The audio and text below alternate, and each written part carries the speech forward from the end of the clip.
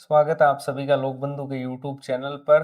तो अपने राजस्थान इकोनॉमिक्स सर्वे का आज लास्ट चैप्टर जो है वो पढ़ने वाले हैं। ठीक है, अब तक अपने 12 चैप्टर जो है सर्वे के पढ़ चुके हैं, प्लस एक इंट्रोडक्टरी चैप्टर भी पढ़ा था जिसमें कुछ आंकड़े पढ़े थे। ठीक है, वो इस चैप्टर में वापस रिवाइज होंगे कुछ आंकड़े। ठीक है, और जो जनगणना के आंकड़े थे उसमें वो रिपीट नहीं होंगे, वो वहीं पे आपको पढ़ने पड़ेंगे। ठीक है, अब इस चैप्टर के अंदर आंकड़े ही आंकड़े हैं, सारे पूरे चैप्टर में आंकड़े हैं, आंकड़ों वाला चैप्टर है बेसिकली ये। और मैं आपको ऐसे वैज्ञानिक तरीके से आंकड़े याद करवाने वाला हूं कि आप भूल ही नहीं पाओगे इनको। ठीक है, सबसे बड़ी समस्या है आंकड़ों को याद करना, लेकिन आज के बाद वो समस्या नहीं रहेगी। अच्छा, कुछ लोगों के दिमाग में ये डाउट चल रहा है अभी भी कि नए इकोनॉमिक सर्वे को पढ़े या पुराने को। अरे भाई, 70 बार बता दिया, पढ़ना नया वाला ही सर्वे है, बट पुराने वाला जो सर्वे है उसके आंकड़े आपको पढ़ने चाहिए। बाई चांस अगर वो पूछ लिए जाएं तो फिर डिफेंस क्या है आपके पास, फिर क्या करोगे एग्जाम में। मान लो 2-3 क्वेश्चन आ गए, ठीक है, और वो आप नहीं कर पाओगे फिर अगर आपने पुराने डाटा नहीं पढ़े हैं तो। इसलिए मैंने आपको कंपाइल करके पीडीएफ दी है कि पुराने वाले जो सर्वे में जितनी काम की चीजें थी डेटा के रूप में, वो सारी आप वो पीडीएफ पढ़ लेना, वहां से हो जाएगी। ठीक है, उसकी क्लास भी लगा देंगे, लेकिन ये मोस्ट इंपॉर्टेंट है। ठीक है, आज की क्लास में जो डाटा पढ़ेंगे वो बहुत इंपॉर्टेंट है, ये आपको याद होने ही होने चाहिए। ठीक है, तो जो 13th चैप्टर, अच्छा सबसे पहले तो इसकी पीडीएफ सर्वे की पूरी 13 के 13 चैप्टर्स की पीडीएफ आपको लोकबंधु 2025 टेलीग्राम चैनल है, डिस्क्रिप्शन में लिंक दिया हुआ है, वहां पर आपको मिल जाएगी। ठीक है, अब इसके बाद में एक कंपाइल 2 पीडीएफ और आने वाली है। एक पीडीएफ जिसके अंदर सर्वे के साथ साथ बजट भी ऐड होगा। ठीक है, और ये एक कंपाइल्ड पीडीएफ रहेगी, 1 से लेकर 13 चैप्टर की, साथ में बजट होगा। ठीक है, ये पीडीएफ तो जल्दी ही आपको मिलने वाली है। इसके बाद में एक कंपाइलेशन पीडीएफ आने वाली है सर्वे की, जिसमें नीतियां अलग की हुई होगी, योजनाएं अलग की होगी, उनका भी कैटेगराइजेशन होगा। 2025 वाली पहले, फिर 24 वाली, और फिर अदर, इस प्रकार से। ठीक है, फिर आंकड़े उसमें एक जगह पर इकट्ठे किए होंगे, संस्थाएं सारी एक जगह पर इकट्ठी की होगी, ताकि आप याद कर पाओ उसको इजीली। ठीक है, तो ये 2 पीडीएफ आने वाली है, लेकिन आज की क्लास बहुत इंपॉर्टेंट है। आपके सारे जो डेटाज हैं उनको मैं याद करवा देता हूँ। ये पूरा का पूरा चैप्टर डेटा बेस्ड ही है। बेसिकली क्या क्या पढ़ेंगे इसमें, तो विकसित राजस्थान संकल्प के जो 13 क्षेत्र थे, है ना, वो 13 के 13 क्षेत्र सर्वे के 13 चैप्टर्स के रूप में मौजूद हैं। और ये भी एक प्रमुख क्षेत्र है सर्वे, इस विकसित राजस्थान का, वित्तीय प्रबंधन और आर्थिक नीति। इसके अलावा इसमें अपने पढ़ेंगे आर्थिक विकास के जो सूचक हैं, जैसे जीडीपी है, एनएसडीपी है, प्रति व्यक्ति आय है, ये सारे सूचक अपने पढ़ने वाले हैं। फिर अपने पढ़ेंगे मूल्य स्थिरीकरण, जिसके अंदर अपने डब्ल्यूपीआई को पढ़ेंगे, थोक मूल्य सूचकांक, सीपीआई को पढ़ेंगे, उपभोक्ता मूल्य सूचकांक। ठीक है, फिर अपने राजकोषीय प्रबंधन के बारे में जानेंगे कि जो प्राप्तियां हैं, राजस्व हो चाहे वो पूंजीगत प्राप्तियां हो। इसके बाद में अपने उसमें व्यय को जानेंगे, चाहे राजस्व व्यय हो चाहे पूंजीगत व्यय हो। फिर अपने घाटा देखेंगे कि घाटा कितना हो रहा है। तो ये सारे डेटाज अपने पढ़ेंगे। फिर लास्ट में एक वित्तीय सेवाएं करके भी दिया हुआ है, जिसमें बेसिकली बैंकिंग से रिलेटेड डेटाज अपने पढ़ेंगे। ठीक है, और 1-2 कोई योजनाएं हैं वहां पर, वो देखेंगे। ठीक है, तो ये चैप्टर है बेसिकली, जिसके 3 खंड है। एक खंड में आर्थिक विकास के सूचक और मूल्य स्थिरीकरण, और एक खंड में राजकोषीय प्रबंधन, और एक खंड में वित्तीय सेवाएं अपने देखेंगे। तो पहले तो विकसित राजस्थान जो संकल्प है उसमें क्या बात कही गई है, उसमें कहा गया है कि राजस्थान जो है इसको एक मॉडल राज्य के रूप में स्थापित करना है, जो कि सतत विकास, वित्तीय स्थिरता और नागरिक केंद्रित शासन की मिसाल बने। बेसिकली राजस्थान जो है वो सतत विकास, वित्तीय स्थिरता और नागरिक केंद्रित शासन की जो है वो मिसाल बने, ऐसे एक मॉडल राज्य के रूप में स्थापित करना है।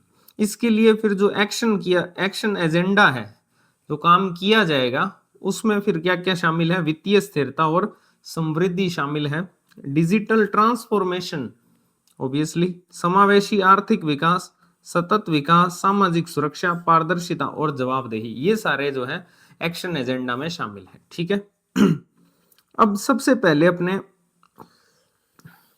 आर्थिक विकास के सूचक पढ़ेंगे। इसको 2 भाग में पढ़ सकते हैं। एक भाग में इनके कंसेप्ट को जान सकते हैं कि एक्चुअल में है क्या, और दूसरे भाग में जो आंकड़े हैं जो कि इंपॉर्टेंट है। यहां से प्रश्न नहीं आएगा, ये केवल समझने के लिए है। तो सबसे पहला इसमें कंसेप्ट आता है वो है सकल राज्य घरेलू उत्पाद का, जीएसडीपी का। आपने इंडियन इकोनॉमिक्स में सकल घरेलू उत्पाद जीडीपी जरूर पढ़ा होगा। उसी को अगर आप स्टेट पे अप्लाई कर दोगे तो वो हो जाएगा सकल राज्य घरेलू उत्पाद। यानी कि एक निश्चित अवधि के अंदर, जिसको आप वित्तीय वर्ष कहते हो, ठीक है, एक निश्चित अवधि के अंदर 1 अप्रैल से 31 मार्च, एक निश्चित अवधि के अंदर राज्य की सीमा के अंतर्गत, क्योंकि ये सकल राज्य घरेलू उत्पाद देख रहे हैं तो राज्य सीमा के अंतर्गत होगा, ठीक है। राज्य सीमा के अंतर्गत जो भी उत्पादित वस्तुएं और सेवाएं हैं उनका जो अंतिम मूल्य है, या फिर आप बोल लो जो मौद्रिक मूल्य का योग है, वो भी अंतिम मूल्य ही होता है। वस्तुओं और सेवाओं का जो भी मौद्रिक मूल्य है उसका योग कह लो या फिर उसको आप अंतिम मूल्य कह लो, एक ही बात है। उसको क्या बोलते हैं? जीडीपी। एक निश्चित अवधि के अंदर राज्य सीमा के अंतर्गत उत्पादित जो वस्तुओं और सेवाओं का अंतिम मूल्य है वही क्या है? जीएसडीपी है। अब इस जीएसडीपी के दो आधार हैं, एक स्थिर मूल्य और एक है प्रचलित मूल्य, ठीक है।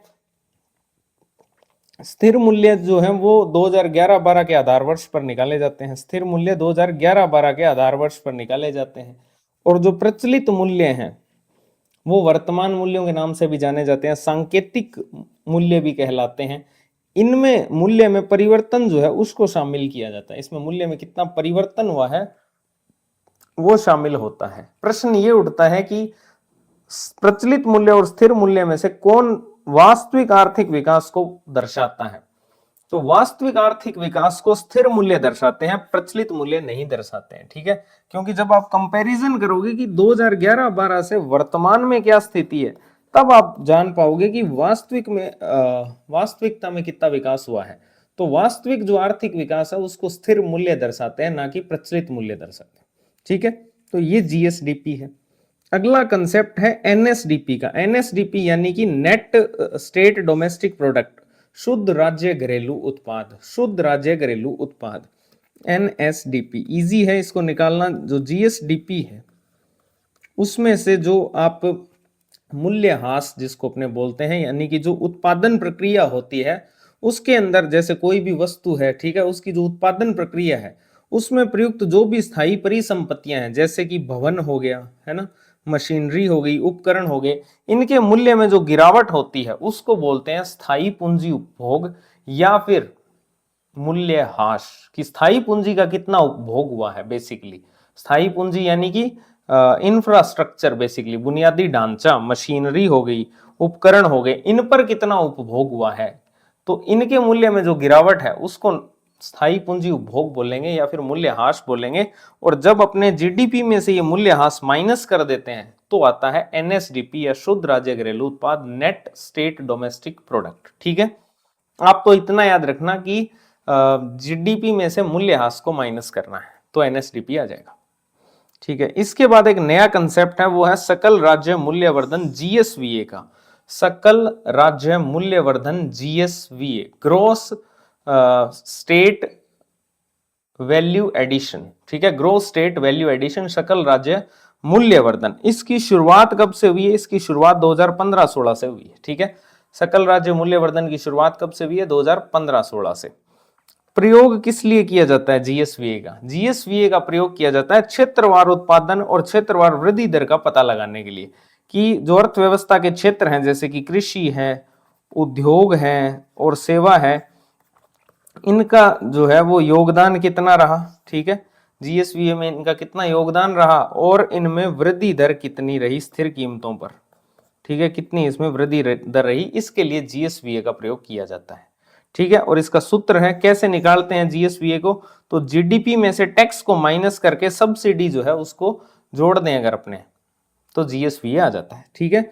जीएसवीए कैसे निकालते हैं? जीडीपी में से अगर अपने टैक्स को माइनस कर दें और सब्सिडी को प्लस कर दें तो ये जीएसवीए आ जाएगा आपको, क्योंकि ये मूल्य संवर्धन है, ठीक है। तो परिभाषा की बात करें तो एक निश्चित अवधि के अंदर जो राज्य सीमा है उसके अंतर्गत उत्पादित समस्त वस्तुओं और सेवाओं का अंतिम मूल्य तो क्या होता है? जीडीपी, लेकिन इसमें जोड़ा गया कुल मूल्य क्या होता है? वो होता है जीएसवीए। अंतिम मूल्य तो जीडीपी हो जाएगा, लेकिन जोड़ा गया जो कुल मूल्य है वो हो जाएगा जीएसवीए, क्योंकि इसमें संवर्धन है, जोड़ना है मूल्य को, तो जोड़ा गया कुल मूल्य क्या हो जाएगा? GSVA हो जाएगा। बेसिकली ये क्षेत्रवार योगदान को दर्शाने के लिए यूज होता है।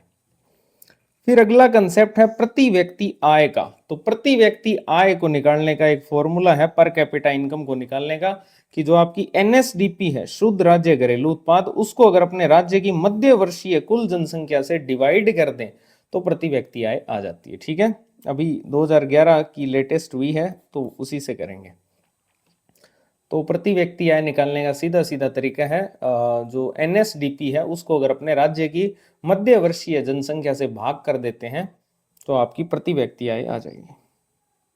और प्रति व्यक्ति आय जो है वो लोगों के जीवन स्तर और कल्याण का सूचक है, ध्यान रखना। लोगों के जीवन स्तर को दर्शाता है कि प्रति व्यक्ति आय कितनी है, तो उससे उनका जीवन स्तर पता लगता है, और कल्याण। ठीक है, इसके बाद में एक अपने वृद्धि दर के आंकड़े भी निकालेंगे। तो वृद्धि दर का भी मैं बता देता हूं कैसे निकाला जाता है।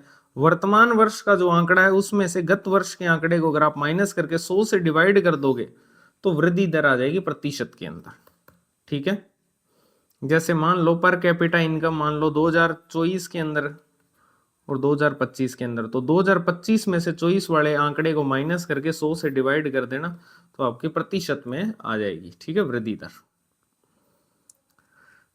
इसके बाद में लास्ट कंसेप्ट है सकल राज्य पूंजी निर्माण, सकल स्थायी पूंजी निर्माण। स्थायी पूंजी निर्माण, देखो एक तो था स्थायी पूंजी उपभोग, ये मैंने आपको बताया था। देखो स्थायी पूंजी क्या होता है ये समझ लो आप। तो स्थायी पूंजी का मीनिंग होता है जैसे कि कोई बुनियादी ढांचा है उस पर खर्च, बुनियादी ढांचा है मान लो, ठीक है, इंफ्रास्ट्रक्चर है उस पर किया गया खर्च, मान लो मशीनरी के ऊपर किया गया खर्च, कोई उपकरण है मान लो उसके ऊपर किया गया खर्च, ये होती है स्थायी पूंजी। ठीक है, और इस स्थायी पूंजी में कितना निवेश किया गया है वो है आपका GFCF या फिर सकल स्थायी पूंजी निर्माण, ग्रोस फिक्स्ड कैपिटल फॉर्मेशन। ठीक है, ग्रोस फिक्स्ड कैपिटल फॉर्मेशन, सकल स्थायी पूंजी निर्माण।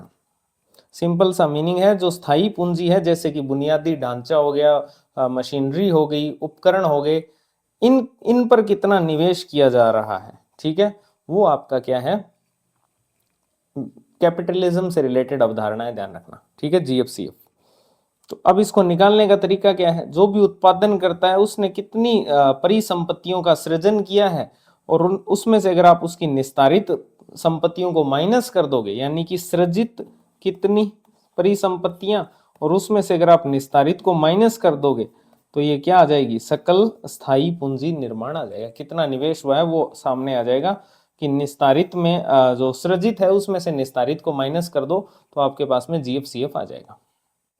ठीक है, और ये जो है दीर्घकालिक जो आर्थिक वृद्धि और विकास है उसको दर्शाता है। बेसिकली GFCF दीर्घकालिक, क्योंकि कैपिटलिज्म से रिलेटेड अवधारणा है। ठीक है, कितना इन्वेस्ट आप कर रहे हो, तो इन्वेस्टमेंट हमेशा दीर्घकालिक विकास से रिलेटेड होता है।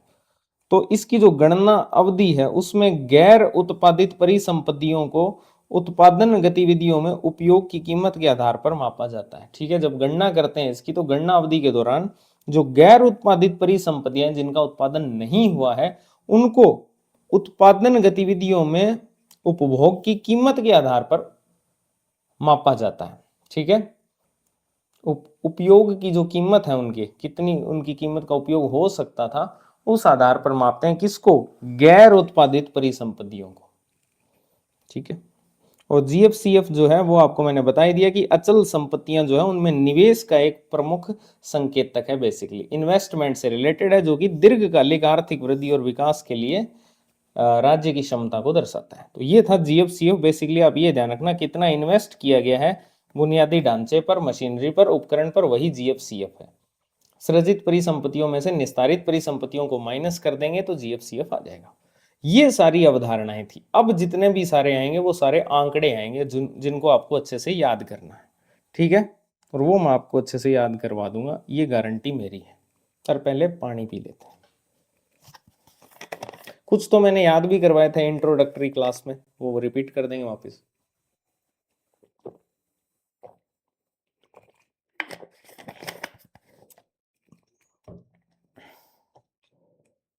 सबसे पहले अब अपने 2025-26 के आंकड़े पढ़ने हैं, ना कि आपको 2024-25 के पढ़ा रहा हूं मैं यहाँ पर। 2024-25 के जो पुरानी वाली सर्वे के आंकड़े हैं वो अपने अलग क्लास में पढ़ेंगे, और वो भी मैं आपको ट्रिक के साथ समझा दूंगा कि जैसे अगर आपको ये वाला आंकड़ा याद है तो वो वाला भी आपको याद है, बस थोड़ा सा उसमें से माइनस करनी है चीजों को। ठीक है, तो ये इस क्लास में नहीं पढ़ रहे, अपने नवीन आंकड़े पढ़ रहे हैं 2025-26 के। ये भी इंपॉर्टेंट है, कहीं आप ये मत सोच लेना कि नवीन आंकड़े पढ़ने ही नहीं है ना, कोई गारंटी नहीं है पहली बात तो।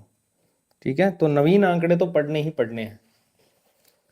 ठीक है, सबसे पहले आंकड़े पढ़ेंगे अपने जीएसडीपी के, सकल राज्य घरेलू उत्पाद। तो वही सेम स्थिर कीमतों पर और प्रचलित कीमतों पर। अब मैं आपको बेसिकली एक ट्रिक बताता हूँ। कभी भी कोई भी आंकड़ा याद करना है तो वो स्थिर कीमतों का ही याद करना है, प्रचलित कीमतों का कोई भी आंकड़ा याद नहीं करना है। क्यों? क्योंकि स्थिर कीमतों का अगर आपने आंकड़ा याद कर लिया तो उसको 2 से गुणा कर देना, प्रचलित कीमतों का आंकड़ा आ जाएगा। 2 से गुणा करते ही प्रचलित कीमतों का आंकड़ा आ जाएगा आपके सामने। ठीक है, जैसे जीएसडीपी है, जीएसडीपी को याद करने का सिंपल सा तरीका है, स्थिर कीमतों पर कितनी है, तो मैंने कहा 9 और 9 बनता है 8 में 1 जोड़ के। 9 कैसे बनता है? 8 में 1 जोड़ के। तो 9.81 लाख करोड़ जो है वो है स्थिर कीमतों पर जीएसडीपी। 9 कैसे बनता है? 8 में 1 जोड़ के। तो 9.81 लाख करोड़ क्या है? स्थिर कीमतों पर जीएसडीपी है। अब मैंने कहा प्रचलित कीमतों वाला आंकड़ा तो याद ही नहीं करना, 2 से गुणा ही करना है। तो 9 दूनी होती है 18। ठीक है, 18.75। इसके बाद वाला भी कम ही याद करने आपको। अगर आपको दशमलव से पहले वाले पता है तो आपको लगभग प्रश्न आप कर दोगे, लगभग 98% क्वेश्चन आप कर दोगे। ठीक है, तो ज्यादा लोड नहीं लेना है दशमलव के बाद वाली चीजों पर, पहले वाली तो सारी याद होनी चाहिए। तो पहला आंकड़ा तो अपने याद कर लिया। मैंने कहा जीडीपी स्थिर कीमतों पर कितनी है, तो आपने कहा कि 9 और 9 कैसे बनता है? 8 में 1 जोड़ के। तो 9.81 लाख करोड़ जो है वो स्थिर कीमतों पर है। प्रचलित कीमतों पर क्या करना है? 2 से गुणा करना है। तो 9 दूनी 18। ठीक है, तो 18.75 लाख करोड़ प्रचलित कीमतों पर आ गई। ठीक है, ये तो हुई जीडीपी। अब बात करते हैं जीडीपी में वृद्धि दर कितनी रही, ठीक है, गत वर्ष की तुलना में। ये भी सिंपल है। तो मैंने कहा 9.81 था, तो ये वाला जो दशमलव के बाद वाला 8 है इसको पहले ले आओ आप। इसको क्या ले आओ? पहले ले आओ अब। ठीक है, बाद वाले को पहले ले आओ। तो 8.66% जो है, 8.66% है स्थिर कीमतों के ऊपर वृद्धि दर जीडीपी में। और प्रचलित कीमतों के लिए 2 से गुणा कर रहे थे, लेकिन ये तो प्रतिशत में है तो गुणा मत करो, 2 जोड़ दो इसमें। 8 में 2 जोड़ते ही हो जाएगा 10। तो 10.24% हो गया आपके प्रचलित कीमतों पर जीडीपी वृद्धि दर। ठीक है, याद हो जाएगा। जो आपने याद की थी 9.81 लाख करोड़, उसमें जो 8 था उसको अपने पहले ले आए तो वो स्थिर कीमतों पर आपका आ गया वृद्धि दर जीडीपी का 8.66। एक जैसे आंकड़े आएंगे 66, 8.66%। और प्रचलित कीमतों पर फिर 2 प्लस करना है, ना कि गुणा करना है। ठीक है, क्योंकि परसेंटेज में है ये। तो 2 प्लस करते ही क्या हो जाएगा? 10। तो 10.24। ठीक है, इस प्रकार से। अब आते हैं एनएसडीपी के आंकड़े पर कि शुद्ध राज्य घरेलू उत्पाद कितना है। देखो एनएसडीपी क्या था, मैं आपको समझाता हूं। एनएसडीपी मैंने आपको बताया था, जीडीपी जो है, जीएसडीपी जो है, इसमें से जब आप मूल्यह्रास को माइनस कर देते हो तब आपकी एनएसडीपी आ जाती है। इसका मीनिंग है जो जीडीपी है उसमें से कुछ माइनस करना है। जीडीपी कितनी बताई थी? 9.81। 9.81 बताई थी मैंने जीडीपी। ठीक है, इसमें से कुछ माइनस करो, बहुत ज्यादा माइनस मत कर देना, एक ही डाउन जाना बस। 9 में से एक माइनस करते ही आएगा 8। तो ये 8.59 लाख करोड़। ठीक है, 8.59 लाख करोड़ रुपए आ जाएगी एनएसडीपी। ठीक है, जीडीपी से एक डाउन करना है क्योंकि मूल्यह्रास माइनस भी तो करना है। ठीक है, तो इसको 8.5 से आप समझ सकते हो कि लगभग 8.5 लाख करोड़ एनएसडीपी है। समझ गए? 8.5 लाख करोड़ हो जाएगी इस प्रकार से। ठीक है, अब प्रचलित कीमतों वाला तो याद ही नहीं करना, 2 से गुणा करना, 8 दूनी 16। तो 16.85 लाख करोड़, 16.85 लाख करोड़ याद है। ठीक है, अब बात करते हैं वृद्धि दर की। एनएसडीपी के अंदर वृद्धि दर कितनी रही? ठीक है, तो अब इसमें ये चीज ध्यान रखना कि वृद्धि दर इसके समान ही है लगभग लगभग, ठीक है। आंकड़ा लेफ्ट साइड वाला तो सेम ही रहेगा, दशमलव के पहले वाला तो जीडीपी और एनएसडीपी की वृद्धि दर का सेम ही है, लेकिन बस आपको इतना दिमाग में रखना है कि एनएसडीपी की जीडीपी से ज्यादा है वृद्धि दर, बस यही याद रखना है। भले ही उसमें से कुछ माइनस किया है, लेकिन वृद्धि दर जो है वो एनएसडीपी की ज्यादा है जीडीपी की तुलना में, ठीक है। कितनी है तो ये आपको याद थी 8.66, और इससे कुछ बढ़ानी है। 8 वाला तो रहेगा ही रहेगा, ठीक है, 8 चेंज नहीं होगा, इसको 9 मत कर देना, 8 ही रहेगा, लेकिन बढ़ाना है तो 6 से और ज्यादा कहां तक ले जा सकते हैं, 9 तक। तो 8.9 जो है 8.9% स्थिर कीमतों पर आ जाएगी, ठीक है। और प्रचलित कीमतों पर ये चॉइस है तो इसको दुगुना कर दो, 10.48% आपकी एनएसडीपी वृद्धि दर प्रचलित कीमतों पर आ जाएगी, ठीक है। वापिस रिपीट करूं, ओके। देखो जीएसडीपी जो है, ठीक है, वो आपको मैंने याद करवाई स्थिर कीमतों पर 9 जो है वो 8 में 1 जोड़ के बनता है, तो 9.81 लाख करोड़ एक ही याद करनी थी, ठीक है। 2 से गुणा किया, प्रचलित कीमतों पर आ गई 18.75 लाख करोड़। फिर वृद्धि दर की बात करें जीडीपी में, तो ये 8 जो था इसको पहले ले आए, तो 8.66% आ गई स्थिर कीमतों पर, और इसमें 2 ऐड करते ही 10.24% आ गई प्रचलित कीमतों पर वृद्धि दर जीडीपी की। फिर एनएसडीपी जो जीडीपी में से मूल्यह्रास को माइनस करके निकालते हैं, तो बेसिकली वो 9.81 से तो कम ही होगी, और कितनी कम होगी तो 9 से 1 कम ले लेना, 8.59 लाख करोड़ रुपए, ठीक है। और प्रचलित कीमतों के लिए उसको दुगुना कर देना, तो 16.85 लाख करोड़ आ गई। फिर वृद्धि दर की बात करें तो वृद्धि दर में आंकड़ा तो सेम ही रहेगा 8 और 10, लेकिन एनएसडीपी की वृद्धि दर ज्यादा है जीएसडीपी की वृद्धि दर की तुलना में। तो 8.66 इसकी थी तो इसकी 8.90 है, उसकी 10.24 थी तो इसकी 10.48 है, ठीक है। यहां तक याद है, ओके। अब आगे चलते हैं। अब पर कैपिटा इनकम, ये भी मैंने आपको याद करवाया था, प्रति व्यक्ति आय, ठीक है। राज्य की जो प्रति व्यक्ति आय है वो कितनी है, वो है 1 लाख 2 लाख, ऐसे याद कर लेना, बस सीधा सीधा याद कर लेना। 1 लाख जो रुपए है, 1 लाख रुपए तो है स्थिर कीमतों पर, और 2 लाख रुपए जो है वो प्रचलित कीमतों पर। लेकिन ये पूरा याद करना है, ध्यान रखना, प्रति व्यक्ति आय पूरा याद करना, उसका मैं रीजन बताऊंगा आगे, जब भारत से कंपैरिजन करेंगे तो उसमें से अंतर निकालना पड़ेगा, तो इसलिए इसको आपको पूरा याद करना है। बस इसमें याद करने का तरीका क्या है अभी बता देता हूं। जैसे 1 जीरो तो आएगा ही, और 2 जीरो इधर आ जाएगा प्रचलित पर, ठीक है। और लास्ट वाला लेटर 9 रहेगा दोनों के अंदर ही, लास्ट वाला जो डिजिट है वो 9 ही रहेगा, समझ गए। 1 और 0, 2 और 0 ऐसे स्टार्ट होगा, स्टार्ट ये होगा, एंड 9 से होगा। अब इनके बीच में 3 डिजिट भरे जाएंगे, कौन कौन से, तो जो प्रचलित कीमतें हैं वहां पर तो क्रम से ही भरे जाएंगे, 2 3 और 4, प्रचलित कीमतों पर 2 3 4 हो गए याद, इजी है। लेकिन जो स्थिर कीमतें हैं वहां पर ये थोड़े से लोचा है, ये आपको याद ही करना पड़ेगा। 3 1 और 8, 3 1 और 8 ऐसे याद कर लेना, तो आपको याद हो जाएंगे। वापिस समझा देता हूं, ठीक है।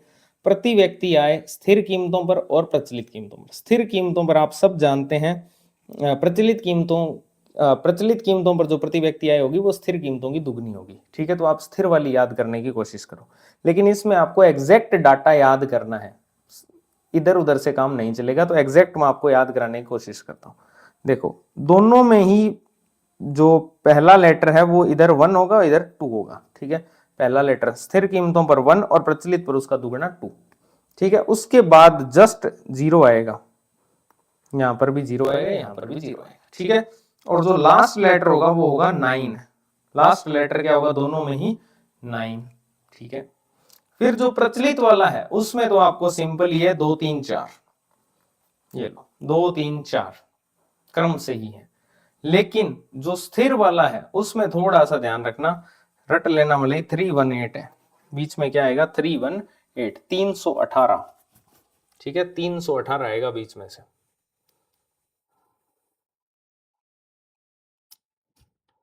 वीरेंद्र सहवाग ने 319 बनाए थे ना। वीरेंद्र सहवाग का हाईएस्ट स्कोर है इंडिया का, मतलब किसी भी बैट्समैन का हाईएस्ट स्कोर है 319 रन, ठीक है। इंडिविजुअल का, प्रति किसी व्यक्ति का जो स्कोर है वो 319 है, ठीक है।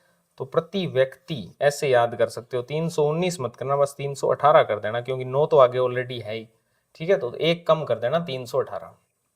थोड़ा वीरेंद्र सहवाग वाला कॉन्टेक्स्ट ले लेना याद करने के लिए, ठीक है। तो इस प्रकार से आप याद कर सकते हो, पहला और दूसरा लेटर 10, दूसरे में 20, ठीक है। लास्ट लेटर 9 है। प्रचलित कीमतों में 234 आएगा बीच में, और इसमें बीच में क्या आएगा, वीरेंद्र सहवाग का स्कोर 319, पर 9 नहीं लेना क्योंकि आगे 9 है, तो 318 कर देना, ठीक है। ऐसे याद कर सकते। अब बात करते हैं पर कैपिटा इनकम में वृद्धि दर कितनी रही गत वर्ष की तुलना में। तो जीएसडीपी पर 8%, एनएसडीपी पर भी 8%, प्रचलित पर 10%, 10%, लेकिन एनएसडीपी की थोड़ी सी ज्यादा है बस, ठीक है। लेकिन पर कैपिटा इनकम की और जो जीएसवीए की वृद्धि दर है वो दोनों की सेम सेम रहेगी, ठीक है, 7% और 9%।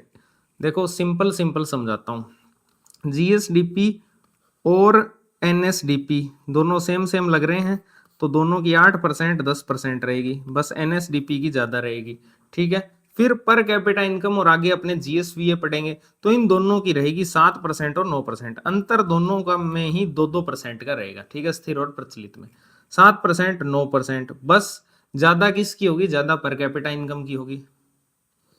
तो 7.76% तो है पर कैपिटा इनकम की स्थिर कीमतों पर, और 9.32% है प्रचलित कीमतों पर। फिर बात करते हैं जीएसवीए की, सकल राज्य मूल्यवर्धन। तो जीएसवीए जो है, क्योंकि मैंने आपको जीडीपी याद करवाई थी और जीएसवीए आपको समझाया था कि जीएसवीए क्या होता है। जीएसवीए का मीनिंग होता है, यहां कर सकते हैं क्या, ये ओरिजिनल डॉक्यूमेंट है भाई, देख सकते हो, खाली जगह पड़ी है क्या इसमें कोई। देखो जीएसवीए जो है वो आपका जीडीपी जो है उसमें से टैक्स को माइनस कर देते हैं और सब्सिडी जोड़ देते हैं, तो आपका जीएसवीए आ जाता है, ठीक है। तो जीडीपी कितनी थी स्थिर कीमतों पर, 9.81 लाख करोड़ रुपए। जब आप इसमें से टैक्स को माइनस करोगे और सब्सिडी को जोड़ोगे, तो ये बेसिकली होगा तो माइनस ही, 9 से तो कम ही होगा। लेकिन आपको एनएसडीपी का क्या बताया था कि जीडीपी में से मूल्यह्रास को माइनस करना है, तो जब आपने जीडीपी में से मूल्यह्रास माइनस किया था तो एनएसडीपी 8.59 आपने ज्ञात की थी स्थिर कीमतों पर। तो इसका मीनिंग ये है कि जो जीएसवीए है वो इन दोनों के बीच में रहेगा, क्योंकि ये ना तो जीडीपी के बराबर होगा ना उससे ज्यादा होगा, क्योंकि इसमें से घट भी रहा है और प्लस भी हो रहा है, और ना ये एनएसडीपी से कम होगा, क्यों, क्योंकि एनएसडीपी में तो सिर्फ माइनस हो रहा है, इसमें माइनस के साथ प्लस भी हो रहा है। इसका मीनिंग है 9.81 और 8.59 के कुछ बीच बीच का डाटा होगा, ठीक है। और वो डाटा क्या है तो वो आप देख लो यहाँ पे, और वो डाटा है 8.79 लाख करोड़, क्योंकि वो 8.5 था एनएसडीपी का, तो उसमें से 2 ऐड कर देना तो 8.7 हो जाएगा, 7.9, वो 5.9 था, ये 7.9 है, ठीक है। तो इस प्रकार से आप जीएसवीए भी याद कर सकते हो, एक डाटा याद कर लो उससे सारे के सारे डाटा आपको याद हो जाएंगे वैज्ञानिक तरीके से। ऐसे ही हवा बना रखा है लोगों ने।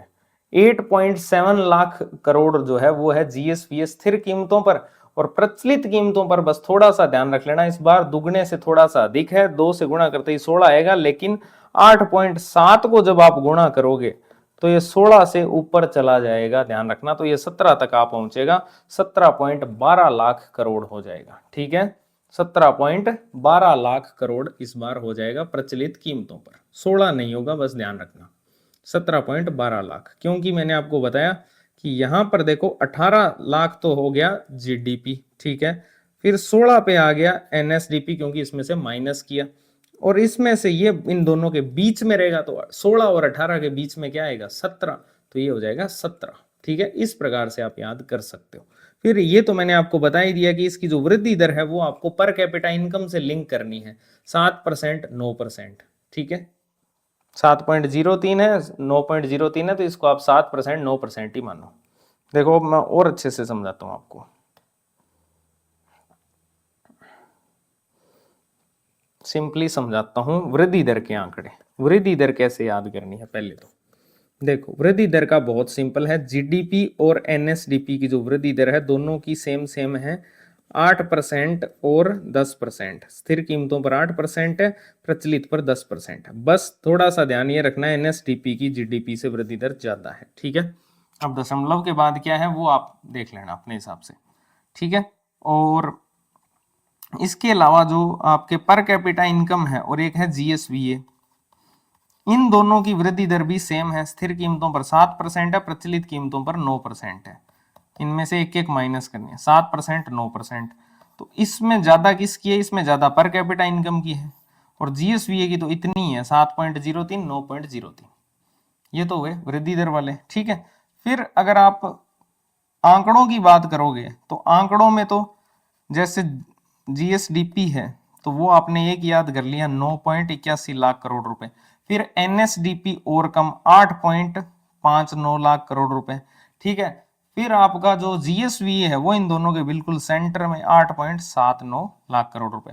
प्रचलित पर और देख लो, 9.81 जीडीपी प्रचलित पर थी 18 लाख करोड़ रुपए, ठीक है। लगभग 18 पॉइंट कितना था, 72 था क्या। और इसके बाद में ये 8 दूनी 16 हो जाएगा, तो 16 18 और 16 के बीच में जीएसवी आना है तो वो हो जाएगा 17.12 लाख करोड़ रुपए, ठीक है। और पर कैपिटा इनकम को याद करवा ही दिया मैंने, अभी वापस याद करवा देता हूं। कोई जगह है क्या यहाँ पर? हाँ ये रही। देखो पर कैपिटा इनकम को कैसे याद कर सकते हो, मैंने आपको बताया स्थिर कीमतों पर पहले इधर एक, प्रचलित पर इधर लिखना 2, ठीक है। 1 लाख 2 लाख, सिंपल, दुगना होगा इसका। फिर इसमें इसके बाद वाला आएगा 0, दोनों में ही 0 0 आएगा। लास्ट लेटर इसमें भी 9 आएगा और इसमें भी 9 आएगा। प्रचलित पर तो आपको सीधी गिनती गिननी है, 2 3 4, एक को एक नहीं लेना, बस 2 3 4। तो ये तो आ गया प्रचलित कीमतों पर। स्थिर कीमतों पर बीच में जो भरना है वो है वीरेंद्र सहवाग का स्कोर, वो 319 रन जो उसने साउथ अफ्रीका के खिलाफ किए थे, ठीक है। 309 शायद पाकिस्तान के खिलाफ है ना। लेकिन अब देखो यहाँ 319 लिखोगे तो यहाँ पर ऑलरेडी 9 है, तो ये 9 नहीं आएगा, 8 आएगा, बस इतना याद रख लेना। तो 318 आ जाएगा। तो इस प्रकार से सारे आंकड़े घोट के पी गए आप, ठीक है। ये रिवाइज करो तब तक।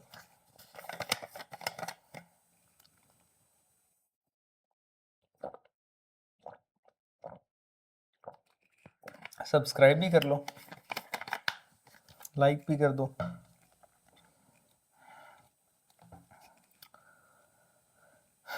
ठीक है, अब बात करते हैं जीएसवीए के अंदर क्षेत्रवार योगदान कितना है, सेक्टर वाइज कंट्रीब्यूशन कितना है, सेवा क्षेत्र का कितना है, कृषि क्षेत्र का कितना, उद्योग क्षेत्र का कितना है। ये भी मैंने आपको उस क्लास में याद करवाया था, ठीक है। वापिस समझाता हूं। तो इसमें सबसे पहले अपने ऐसे याद करेंगे कि स्थिर कीमतों पर और प्रचलित कीमतों पर।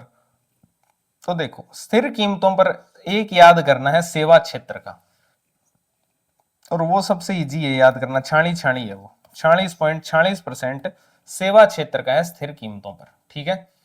सेवा क्षेत्र का स्थिर कीमतों पर 46.46% है, ठीक। ये आप याद कर सकते हो, छाणी छाणी, ठीक है। ये है स्थिर कीमतों पर।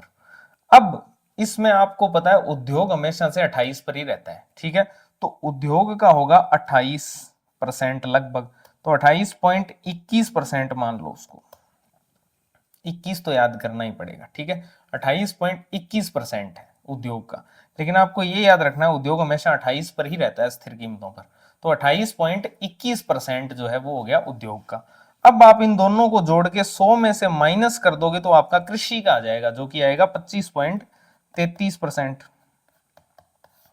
100 में से माइनस कर देना इनको दोनों को जोड़ के। देखो सेवा का याद करना इजी था, 46 दोनों सेम है। उद्योग का मैंने कहा 28 पर ही रहता है ये, तो 28.21%। 7 के गुणज ही आएंगे, एक बार 7 को 4 से गुणा करना है, एक बार 7 को 3 से गुणा करना है, ठीक है। ये आ गया उद्योग का। फिर दोनों को जोड़ के और 100 में से माइनस कर दोगे तो कृषि का जाएगा 25.33%। जब अपने प्रचलित कीमतों पर इसको निकाल रहे हैं तो सेवा वाले के अंदर आप +1 करना, उद्योग वाले में -2 करना और कृषि में 0.1 करना। प्लस पॉइंटों के अंदर कुछ ऐड होगा, उद्योग वाला सीधा सीधा दो डिजिट डाउन जाएगा। ये इंपॉर्टेंट है, उद्योग हमेशा प्रचलित कीमतों पर डिजिट में डाउन जाता है, और सेवा वाला 1 प्लस होगा। तो 46.46 था तो 46 से हो जाएगा ये 47.71, ठीक है, 47.71। उद्योग 28 का 2 माइनस होके 26.55, ठीक है। कृषि जो कि 25.33 था, 25 ही रहेगा, पॉइंटों में बढ़ोतरी होगी, 33 से ये 25.74 हो जाएगा, 3 से ये 7 पर पहुंच जाएगा बस, ठीक है। तो ये 25.74। तो एक डाटा आपने याद किया, जैसे कि सेवा का 46 आपने याद कर लिया, ठीक है।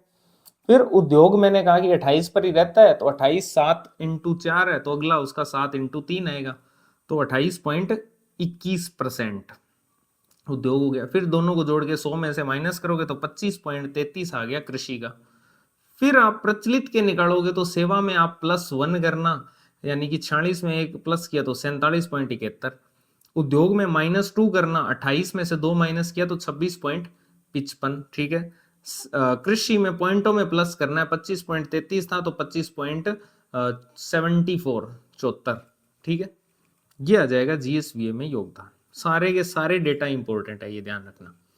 फिर अपने बात करते हैं कि इनके योगदान में वृद्धि कितनी रही, स्थिर कीमतों पर, प्रचलित कीमतों पर। इनमें से आपको डेटा याद नहीं करने हैं, बस आपको मैं 2 कंक्लूजन बता रहा हूं, वो आप लिख लेना यहाँ पर, ठीक है। जो सर्वाधिक वृद्धि योगदान में रही है जीएसवीए के अंदर, इन सेक्टर्स के योगदान में अगर वृद्धि की बात करें गत वर्ष की तुलना में, तो वो सबसे ज्यादा वृद्धि रही है सेवा क्षेत्र के अंदर, चाहे वो स्थिर कीमतें हो चाहे वो प्रचलित कीमतें हो।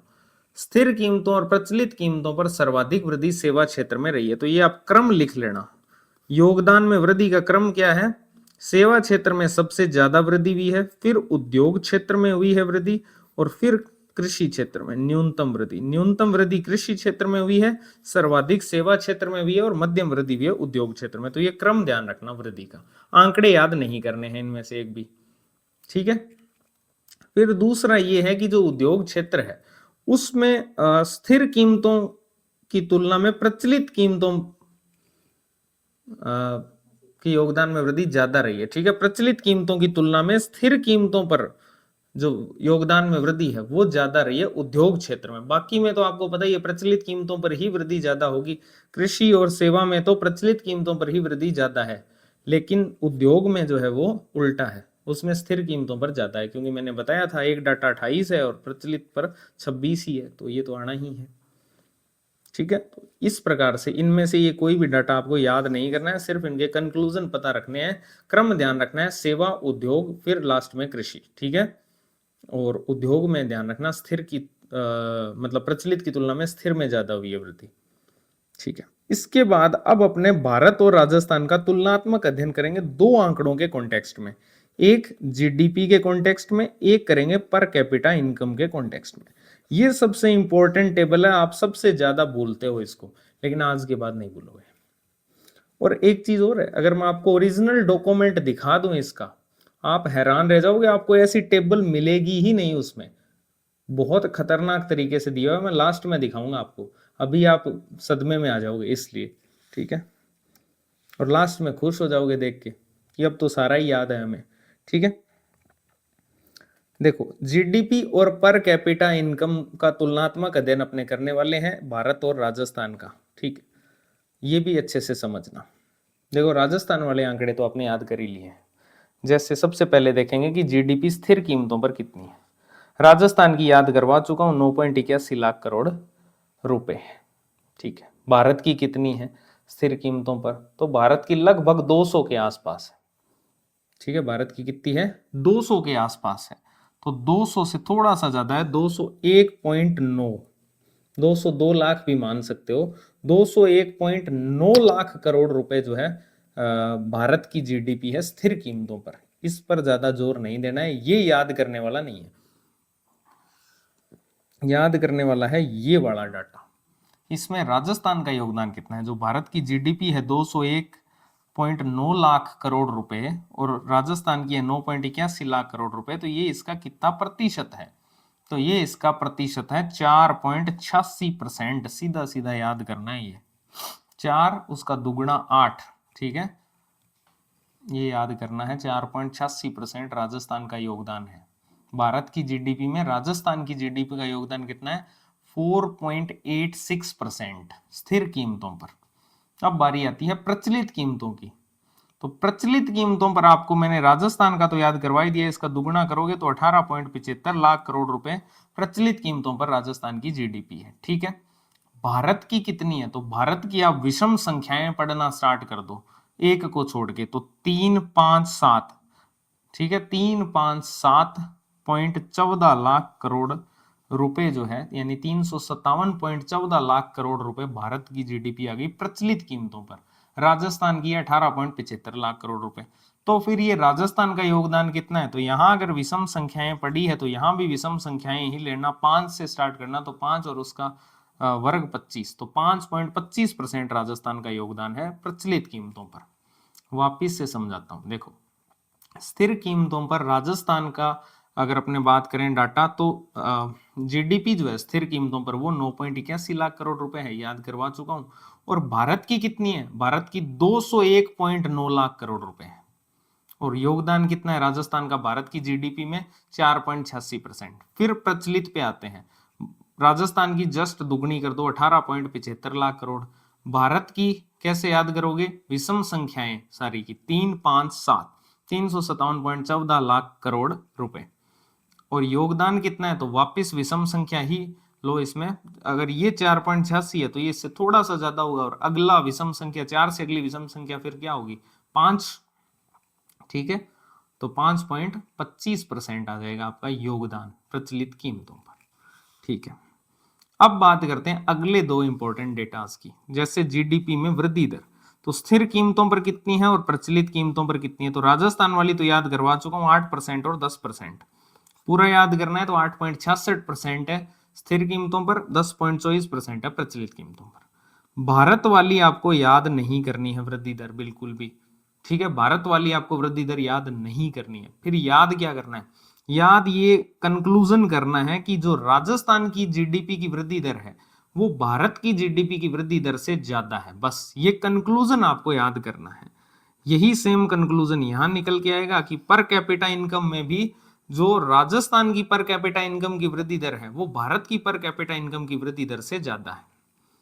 ठीक है, तो ये कंक्लूजन आपको याद करना है। और राजस्थान वाला डाटा तो आप ऊपर याद कर ही चुके हो।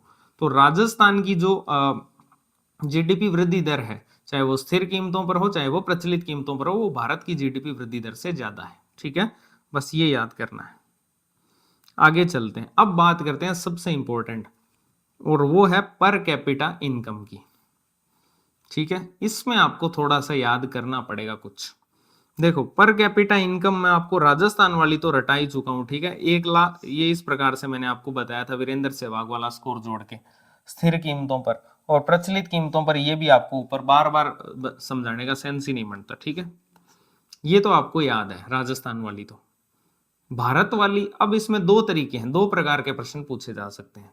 या तो वो डायरेक्ट पूछेगा कि राजस्थान की पर कैपिटा इनकम कितनी है, ठीक है, जो मैं आपको याद करवा चुका हूं। या वो ये पूछेगा कि भारत की जो पर कैपिटा इनकम है और राजस्थान की पर कैपिटा इनकम है उसका अंतर कितना है। तो आप सिर्फ अंतर याद कर लो, और अगर वो भारत की बाई चांस पूछ लेता है कि भारत की पर कैपिटा इनकम कितनी है, तो आपको राजस्थान वाली याद है, अंतर याद है, तो दोनों को प्लस कर देना, भारत की अपने आप आ जाएगी। ठीक है, तो इन दोनों में से कोई एक याद कर लो, चाहे भारत वाली कर लो और उसमें से राजस्थान वाली माइनस कर लो, या फिर आप अंतर कर लो और उसमें से प्लस कर देना, भारत वाली आ जाएगी। सही तरीका क्या है? सही तरीका है अंतर याद करना, क्योंकि हो सकता है अंतर ही आपसे अंतर के ही पूछे जाने की संभावना ज्यादा है, तो वही आप याद करो एग्जैक्टली। ठीक है, वहां कब क्या माइनस करते फिरोगे, कईयों को तो माइनस करने और नहीं आते, वहां गड़बड़ कर देंगे। तो इसलिए अंतर ही याद कर लो डायरेक्ट ही। और अंतर कितना है तो मैं बता देता हूं, स्थिर कीमतों पर कितना अंतर है भारत की पर कैपिटा इनकम में और राजस्थान की पर कैपिटा इनकम में, और प्रचलित कीमतों पर कितना अंतर है। देखो स्थिर कीमतों पर बस इसमें यह ध्यान रखना है 18 और 17, ये शुरुआती ध्यान रखना है। प्रचलित कीमतों पर अंतर जो है वो, यानी कि प्रचलित कीमतों पर भारत की जो पर कैपिटा इनकम है, हाँ वो ऑलमोस्ट दुगनी तो है, लेकिन इसमें स्टार्टिंग वाला 21 है, इसमें 19 है, ये मत याद करना, भले भारत वाली मत याद करना, मैं पहले ही बोल रहा हूँ। आप अंतर याद करने की कोशिश करो। ठीक है, अंतर याद करने की कोशिश करते हैं, अभी याद करवा देता हूँ। देखो 18-17 तो याद हो जाएंगे आपको। अंतर स्थिर कीमतों पर ज्यादा है प्रचलित कीमतों की तुलना में। एक तो ये दिमाग में रखना कि अंतर ज्यादा कहां पर है, स्थिर कीमतों पर, ना कि प्रचलित कीमतों पर। तो 18-17 याद रख लेना, 17-18 का ही फर्क है। 19-20 का फर्क वाली कहावत को थोड़ा सा उल्टा कर दो कि 17-18 का ही फर्क है, बस फर्क ही तो देख रहे हैं। अंतर क्या होता है, फर्क ही तो होता है। तो फर्क ज्यादातर 19-20 का फर्क होता है, लेकिन अपने थोड़ा सा एक लेवल कम हो जाओ, 19 और 20 से और पहले क्या आता है, 18 और 17 आता है। तो 17-18 का फर्क है। अब 17-18 में 18 किसका है और 17 किसका है, तो स्थिर कीमतों पर अंतर ज्यादा है और प्रचलित पर कम है। तो स्थिर 18 है, प्रचलित 17 है। आगे कैसे याद करोगे, इजी है। 11 जो है, 11 का पाड़ा वो पढ़ना है, ठीक है। यहां 2 तक पढ़ना है और यहां पढ़ना है आपको 7 तक, 77, क्योंकि यहां ऑलरेडी 7 है तो यहां वापिस 7 का नहीं पढ़ना है, 7 का यहां पढ़ना है ऊपर वाले के अंदर। तो 77 और नीचे वाले में 2 का ही पढ़ना है, तो 11 दूनी 22। अब आगे गलगोटिया यूनिवर्सिटी को याद कर लो, योर 6 कैन बी माई 9, तो 9 6, ठीक है। 18 वाले में 9 आएगा क्योंकि 9 का दुगना 18 होता है, ऐसे याद कर लेना, ठीक है। 6 17 वाले में आएगा। तो ये अंतर आप याद कर चुके हो और ये भी मैंने आपको याद करवा दिया। इन दोनों के अगर आप प्लस कर दोगे तो आप जितना मर्जी रट्टा मार लो नहीं कर पाओगे, इसी तरीके से याद कर पाओगे इनको, ठीक है। और इन दोनों को प्लस कर दोगे तो भारत वाली तो अपने आप आ जाएगी, जो कि पूछे जाने की संभावना बहुत कम है। अगर पूछ भी ले तो भी आप कर दोगे, जोड़ करके, जोड़ करने आते हैं लोगों को, ठीक है। घटाओ पे भरोसा नहीं है मुझे। वापिस याद करवा देता हूँ, ठीक है। देखो स्थिर कीमतों पर और प्रचलित कीमतों पर अपने को अंतर देखना है कि पर कैपिटा इनकम में अंतर कितना है भारत और राजस्थान की, ठीक है। तो अंतर को अपने फर्क बोलते हैं, फर्क हमेशा 19-20 का होता है, ठीक है। तो अब अपने को 19-20 का फर्क नहीं लेना, जो पारंपरिक कहावत है वो नहीं लेनी, अपने को उससे थोड़ा सा कम लेना है, फिर 18-17 का फर्क लेना है, ठीक है। फिर आप इधर लिखो स्थिर और इधर लिखो प्रचलित। फिर आप कहोगे कि 17 किसका लें और 18 किसका लें, तो स्थिर में अंतर ज्यादा होता है प्रचलित की तुलना में, तो 18 स्थिर को दे दो और 17 आप प्रचलित को ले लो। फिर आपको 11 का पहाड़ा पढ़ना है, एक तो 2 तक पढ़ना है, एक 7 तक पढ़ना है। 7 तक क्यों पढ़ना है, तो थला फॉर रीजन, ठीक है। तो अब 7 वाला यहां मत पढ़ना क्योंकि यहां ऑलरेडी 7 है, तो 7 वाला यहां पढ़ दो, 11 7 77। तो यहां 2 का पढ़ो, फिर 17 दूनी 17 दूनी 11, 11 दूनी 22, ठीक है। अब लास्ट में क्या आएगा, तो लास्ट में गलगोटिया यूनिवर्सिटी आएगी, ठीक है, क्योंकि वहां भी बहुत फर्क है दिमाग में, क्योंकि योर 6 कैन बी माई 9, तो 9 और 6 आएंगे। अब देखो 9 कहाँ आएगा और 6 कहाँ आएगा, ठीक है। तो 18 का दुगना, सॉरी 18 को अगर आप आधा करोगे तो 9 यहाँ आना चाहिए, 9 के साथ ही पेयर बनेगा 18 का, और 6 यहाँ रहेगा। ये आपका अंतर याद हो गया आपको, जिसकी आने की संभावना पूरी पूरी है, ठीक है। तो इस प्रकार से आप अंतर याद कर सकते हो। और जैसे ही इस अंतर में आप राजस्थान वाला ऐड कर दोगे, अब राजस्थान वाला कैसे याद करना है वो वापिस बताऊं क्या, 1020, ठीक है। ये स्थिर पर है, ये प्रचलित पर है। फिर मैंने बताया सबसे लास्ट में वही गलगोटिया यूनिवर्सिटी, 9 ही आएंगे, ठीक है। इस बार योर 9 इज माई 9 ही रहेगा, 6 नहीं आएगा, तो 9, ठीक है। फिर बीच में 3 और आएंगे। यहां प्रचलित पर तो आपको गिनती गिननी है 2 3 4, और यहां वीरेंद्र सहवाग का जो स्कोर है 319, उसको 318 कर देना क्योंकि 9 तो ऑलरेडी आगे आ रखा है।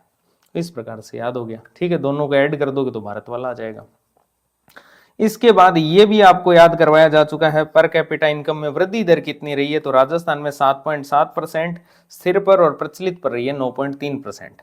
भारत वाली याद नहीं करनी है किसी भी सूरत में, सिर्फ इतना याद रखना है राजस्थान की भारत से ज्यादा है वृद्धि दर, पर कैपिटा इनकम में भी और जीडीपी में भी। तो ये पूरी की पूरी टेबल अब आपके याद है। कोई डाउट है तो बताना, ठीक है।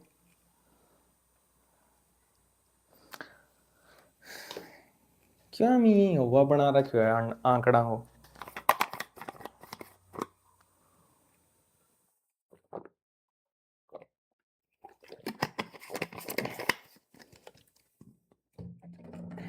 ठीक है।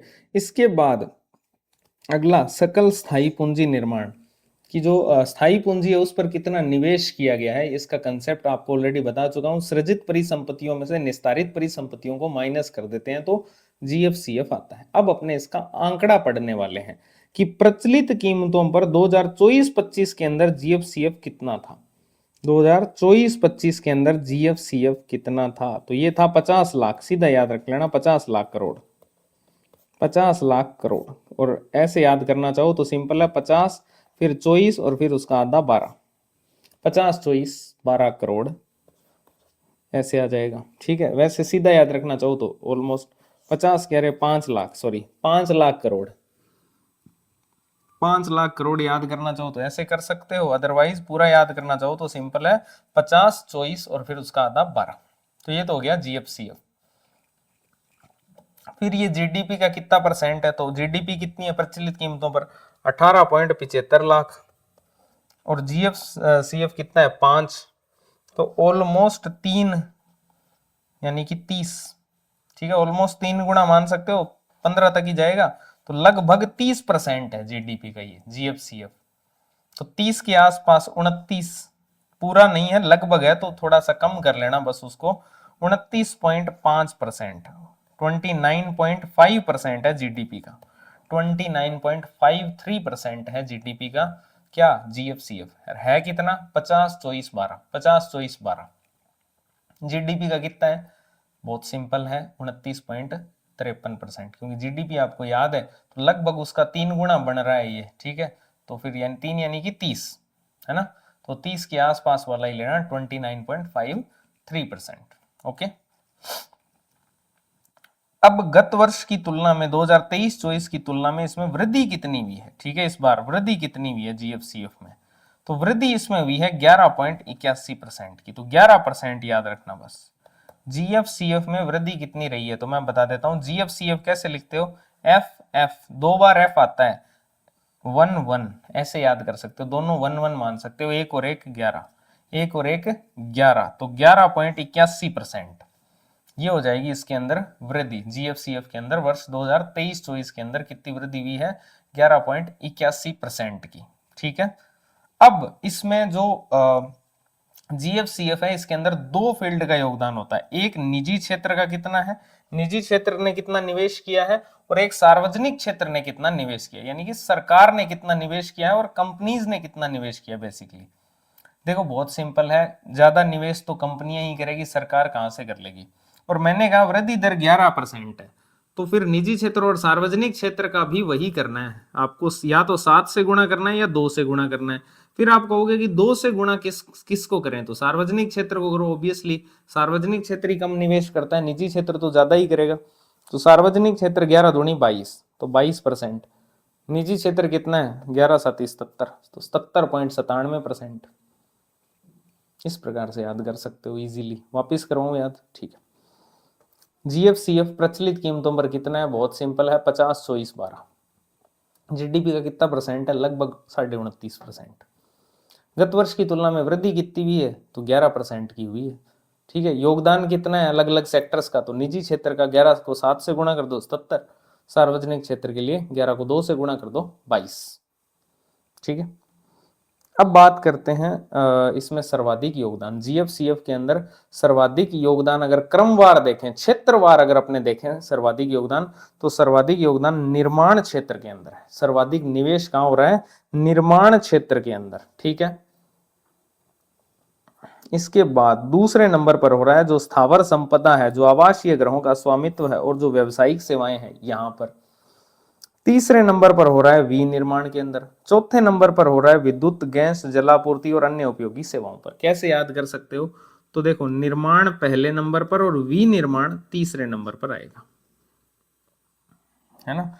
और ये जो बड़े बड़े लिखे हुए हैं स्थावर संपदा आवासीय, ये आएंगे दूसरे और चौथे नंबर पर, ऐसे याद हो जाएगा। ये तो कोई ज्यादा दिमाग पर लोड लेने वाली बात ही नहीं। निर्माण पर सबसे ज्यादा सर्वाधिक योगदान, फिर विनिर्माण तीसरे नंबर पर, दूसरे नंबर पर स्थावर संपदा आवासीय ग्रहों का स्वामित्व और व्यावसायिक सेवाएं, चौथे नंबर पर विद्युत गैस जलापूर्ति और अन्य उपयोगी सेवाएं।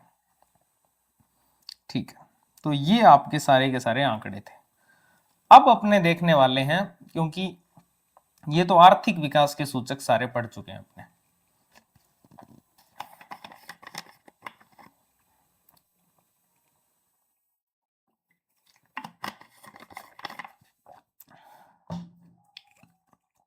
अब अपने देखने वाले हैं मूल्य सांख्यिकी को, बेसिकली WPI और CPI को। इसको आपको अच्छे से समझना है। देखो, तो राजस्थान के अंदर जो मूल्य सांख्यिकी है इसकी बात करते हैं। सबसे पहले कुछ ऐतिहासिक बातें कर लेते हैं। राजस्थान में किस प्रकार से आकलन किया जाता है। आर्थिक और सांख्यिकी जो निदेशालय है राजस्थान के अंदर, जो कि इकोनॉमिक सर्वे को जारी करता है, उसके द्वारा साप्ताहिक आधार पर वस्तुओं के थोक मूल्य को और खुदरा मूल्य जो है उनके, थोक मूल्य WPI से संबंधित है, खुदरा मूल्य CPI से संबंधित है। ठीक है, तो साप्ताहिक आधार पर जो आर्थिक और सांख्यिकी निदेशालय है वो थोक मूल्य और खुदरा मूल्य जो है उनका 1957 से राज्य के जो भी चयनित केंद्र है वहां से नियमित संग्रहण करता है। ठीक है, कौन सा?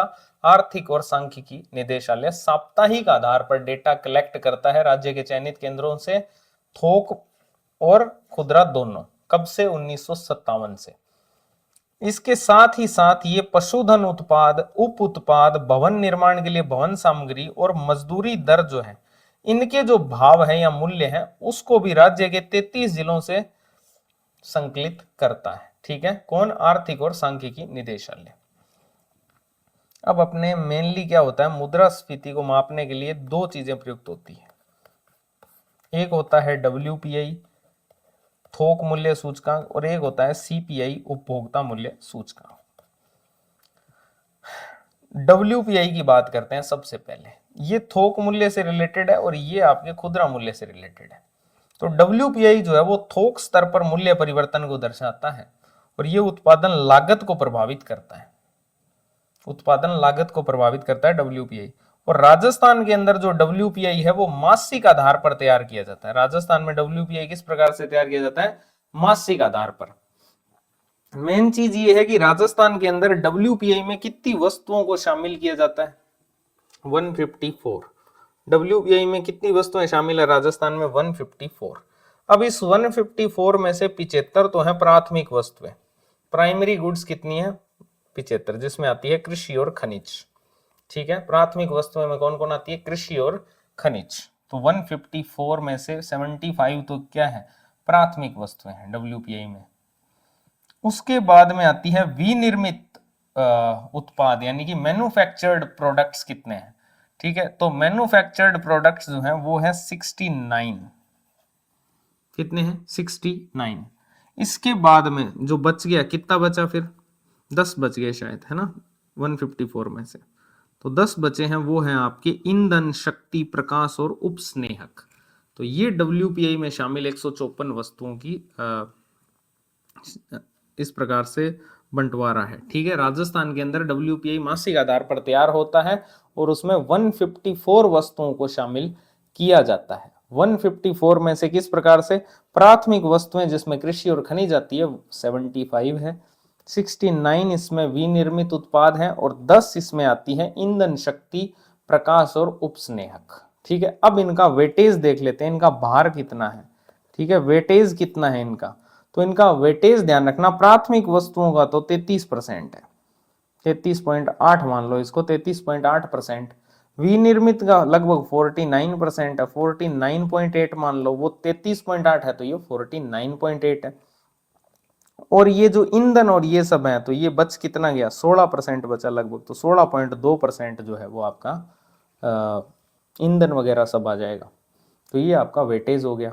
गत वर्ष से वृद्धि की अगर अपने बात करें कि इनमें वर्तमान जो आंकड़ा है उसमें गत वर्ष की तुलना में वृद्धि, तो सबसे ज्यादा वृद्धि हुई है प्राथमिक वस्तुओं में। सिर्फ यही याद रखना है, 1.71% की वृद्धि हुई है, 1.20% की वृद्धि विनिर्मित में हुई है और सबसे कम वृद्धि हुई है 0.07 ईंधन के अंदर। ये तो कोई खास डाटा नहीं है। ठीक है, अब मेन जो डेटाज हैं वो ये हैं। ठीक है, राजस्थान और भारत तुलनात्मक अध्ययन, जो WPI 2025 का WPI है, थोक मूल्य सूचकांक 2025, राजस्थान का कितना है और भारत का कितना है? बहुत सिंपल है, राजस्थान का लगभग 400 है, लगभग 400 के बिल्कुल नजदीक है, 399, 399.13। ठीक है, 399.13 राजस्थान का WPI है 2025 का। ठीक है, भारत का कितना है? भारत का बहुत कम है, 154, 154.9 है भारत का। भारत का WPI कितना है 154.9, लगभग 155 के करीब है। ठीक है, अब वृद्धि दर कैसे याद करोगे? वृद्धि दर बहुत सिंपल है, 399 पॉइंट अगर 13 आपने याद कर रखा है तो ये 400 में से 399 कितना कम है? 1 कम है, आगे तो 13 है ही, तो 1.13% आपकी वृद्धि दर आ गई राजस्थान की। भारत की याद करने की आवश्यकता नहीं है, 0.65% है।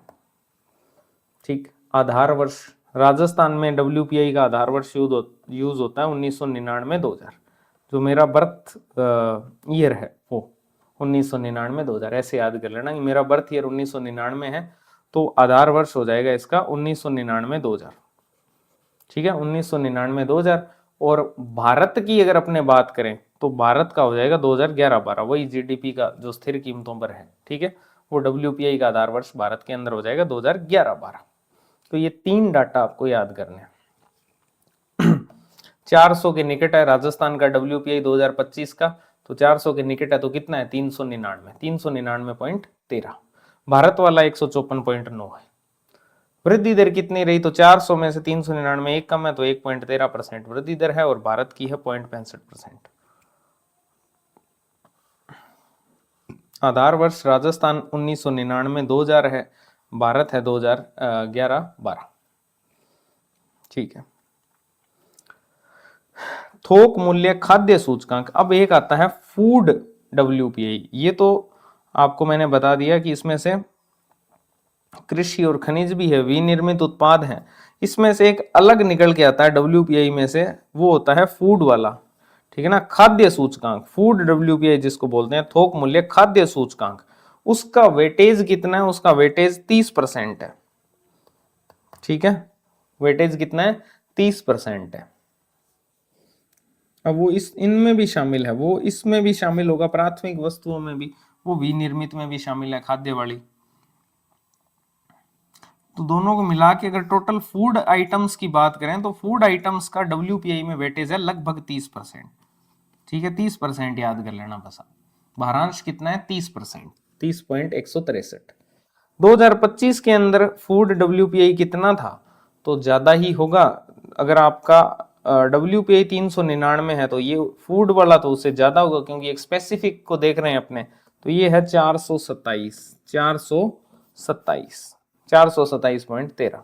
वृद्धि दर ज्यादा नहीं है, 1.29% की है। जो आप 1.13% तो WPI की याद की थी, इसकी बस थोड़ी सी ज्यादा होगी, 1.29%।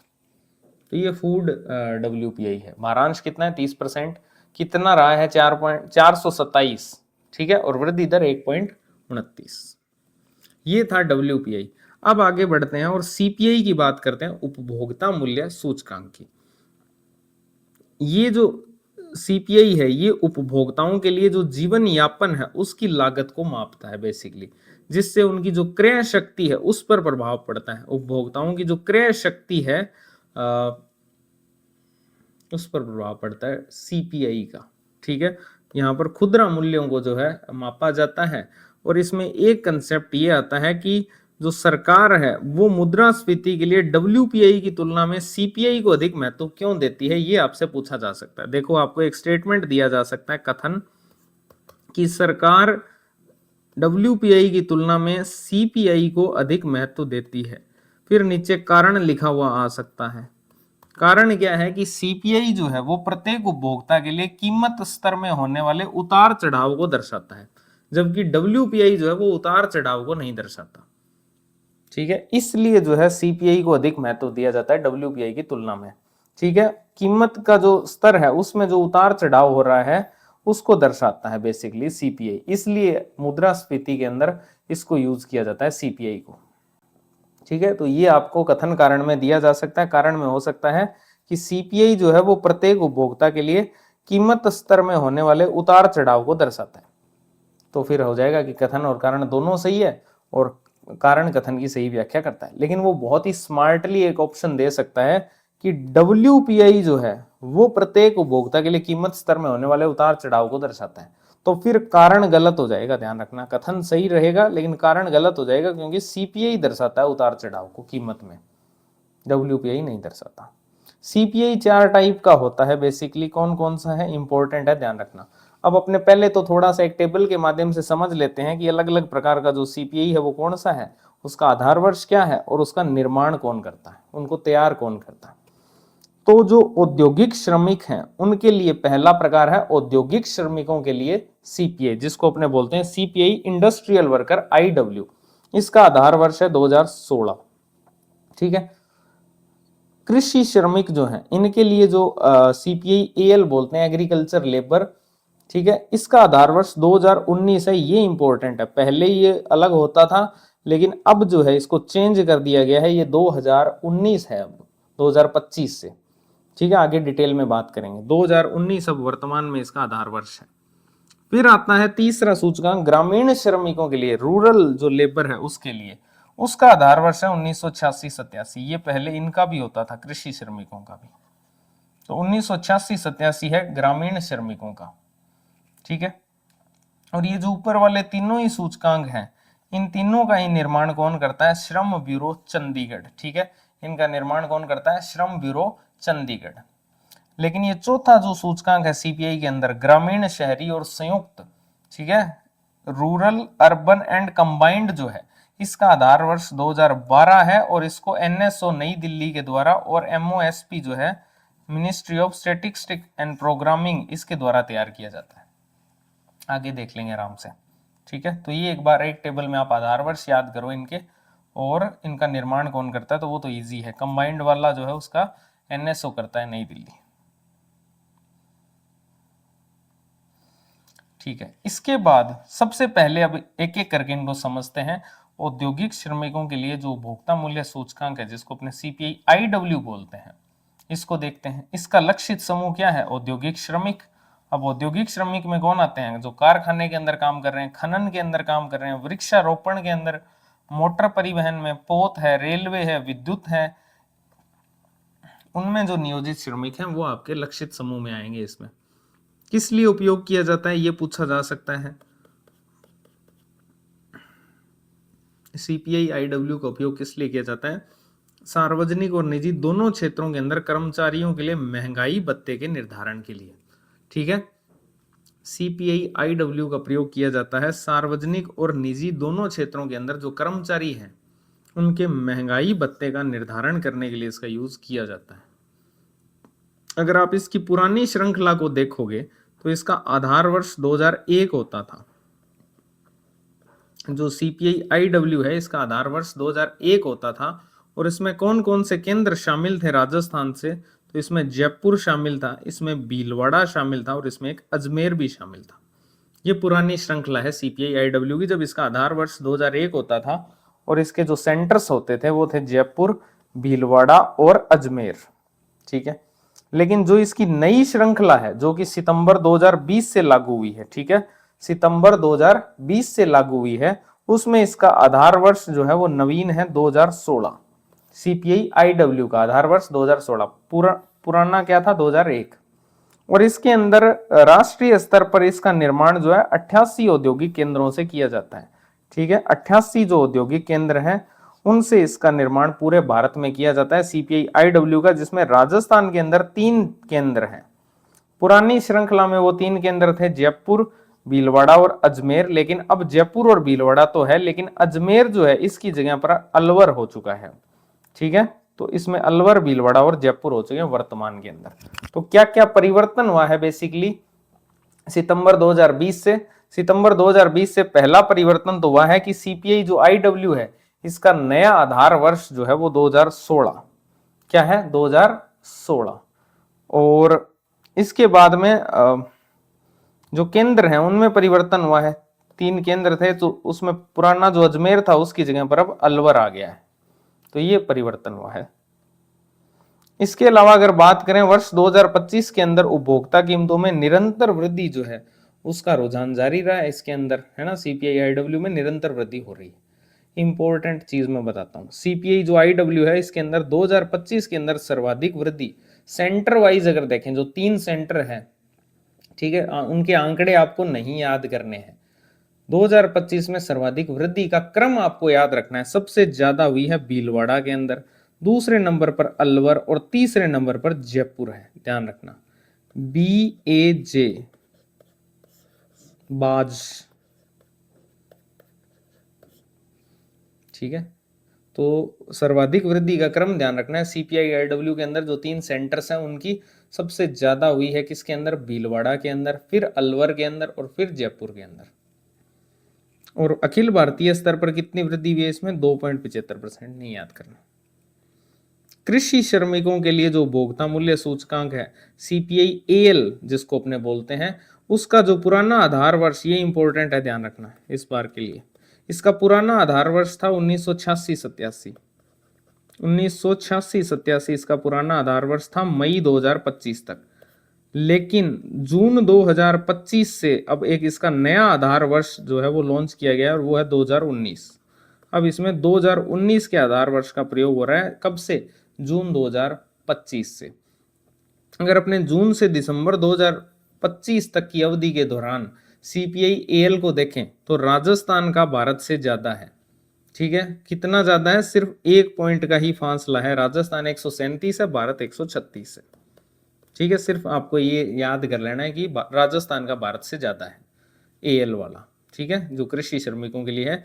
और इसका आपको आधार वर्ष पता होना चाहिए, 2019 है, जून 2025 से अब, ठीक है। तो ये लेटेस्ट है, ये आपको करंट अफेयर्स में कहीं नहीं मिलेगा। तो जो लोग बोल रहे हैं पुराना सर्वे पढ़ लिया है तो नहीं चलेगा काम, नया पढ़ना ही पड़ेगा, कुछ भी पूछा जा सकता है फिर।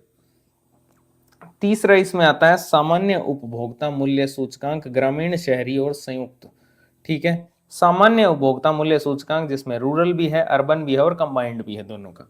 इसको जारी कौन कौन करता है? एनएसओ और ministry of statistics and programming, सांख्यिकी और कार्यक्रम कार्यान्वयन मंत्रालय, और जो एनएसओ नई दिल्ली है वो इसको जारी करता है। अब इसका नया जो आधार वर्ष 2012 है वो कब से? जनवरी 2015 से, ठीक है। और वर्ष 2025 के अंदर अगर अपने सूचकांकों की बात करें, चाहे वो ग्रामीण हो, चाहे वो शहरी हो, चाहे वो संयुक्त हो, तीनों के तीनों सूचकांक में भारत का जो आंकड़ा है वो राजस्थान से ज्यादा है। देखो, जो एग्रीकल्चर लेबर थी उसके लिए जो सीपीआई था वो राजस्थान का भारत से ज्यादा था, सिर्फ 1 पॉइंट ज्यादा था, 137 था, इसका 136 था। लेकिन ये जो सूचकांक है जिसमें रूरल भी है, अर्बन भी है और कंबाइंड भी है, ये वाला जो डेटा है इसमें आप ध्यान रखना कि भारत जो है वो राजस्थान से तीनों ही डेटाज में आगे है, ठीक है। चाहे वो रूरल हो, चाहे अर्बन हो, चाहे वो कंबाइंड हो, तीनों में ही भारत आगे है, ठीक है। तो ये था आपका मूल्य सांख्यिकी, पूरा डिटेल में अपने बात की, ठीक है। बहुत सारी नई चीजें सीखने को मिली होगी।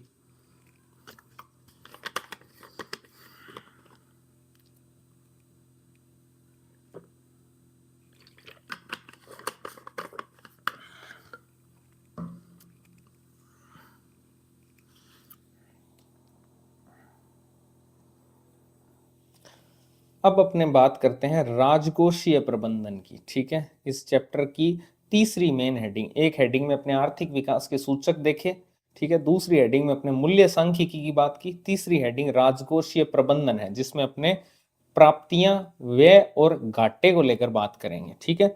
तो इसके भी कंसेप्ट जो है वो आपको क्लियर होने चाहिए। जब घाटे की बात करेंगे तब वहां कंसेप्ट की नीड होगी, वहीं पे मैं समझा दूंगा। लेकिन इसमें डेटा को याद करना है बेसिकली अपने को।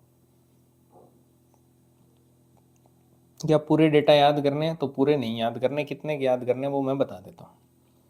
देखो, ये नवीनतम अपने देख रहे हैं 2024-25 के, ठीक है। नवीनतम यही है 2024-25 के, और कितने करोड़ रुपए हैं वो देख रहे हैं। सबसे पहले अपने देखते हैं प्राप्तियां, जिसको अपने बोलते हैं आय, ठीक है। बेसिकली आय, सरकार की आय 2 प्रकार की होती है, ठीक है ना। एक होती है राजस्व प्राप्तियां और एक होती है पूंजीगत प्राप्तियां, ठीक है। तो सबसे पहले अपने यही देख लेते हैं कि कुल प्राप्तियां कितनी है। दोनों को जोड़ देंगे तो कुल आपकी प्राप्तियां आ जाएगी, ठीक है। कुल प्राप्तियां, तो मैंने इसमें 11 का पहाड़ा ही पढ़ना है, और उसको 11 का पहाड़ा जब भी पढ़ रहे हो तो ध्यान रखना उसको या तो 2 से गुणा करना है या 7 से गुणा करना है, ठीक है। तो कुल प्राप्तियां देखते हैं सबसे पहले। तो 11 दूनी 22, 11 साती 77, फिर एक 7 और फिर 4, तो 22, 77, 74, ये क्या हो गया? आपके कुल प्राप्तियां होगी, ठीक है। 11 का पहाड़ा पढ़ना है प्राप्तियों के लिए।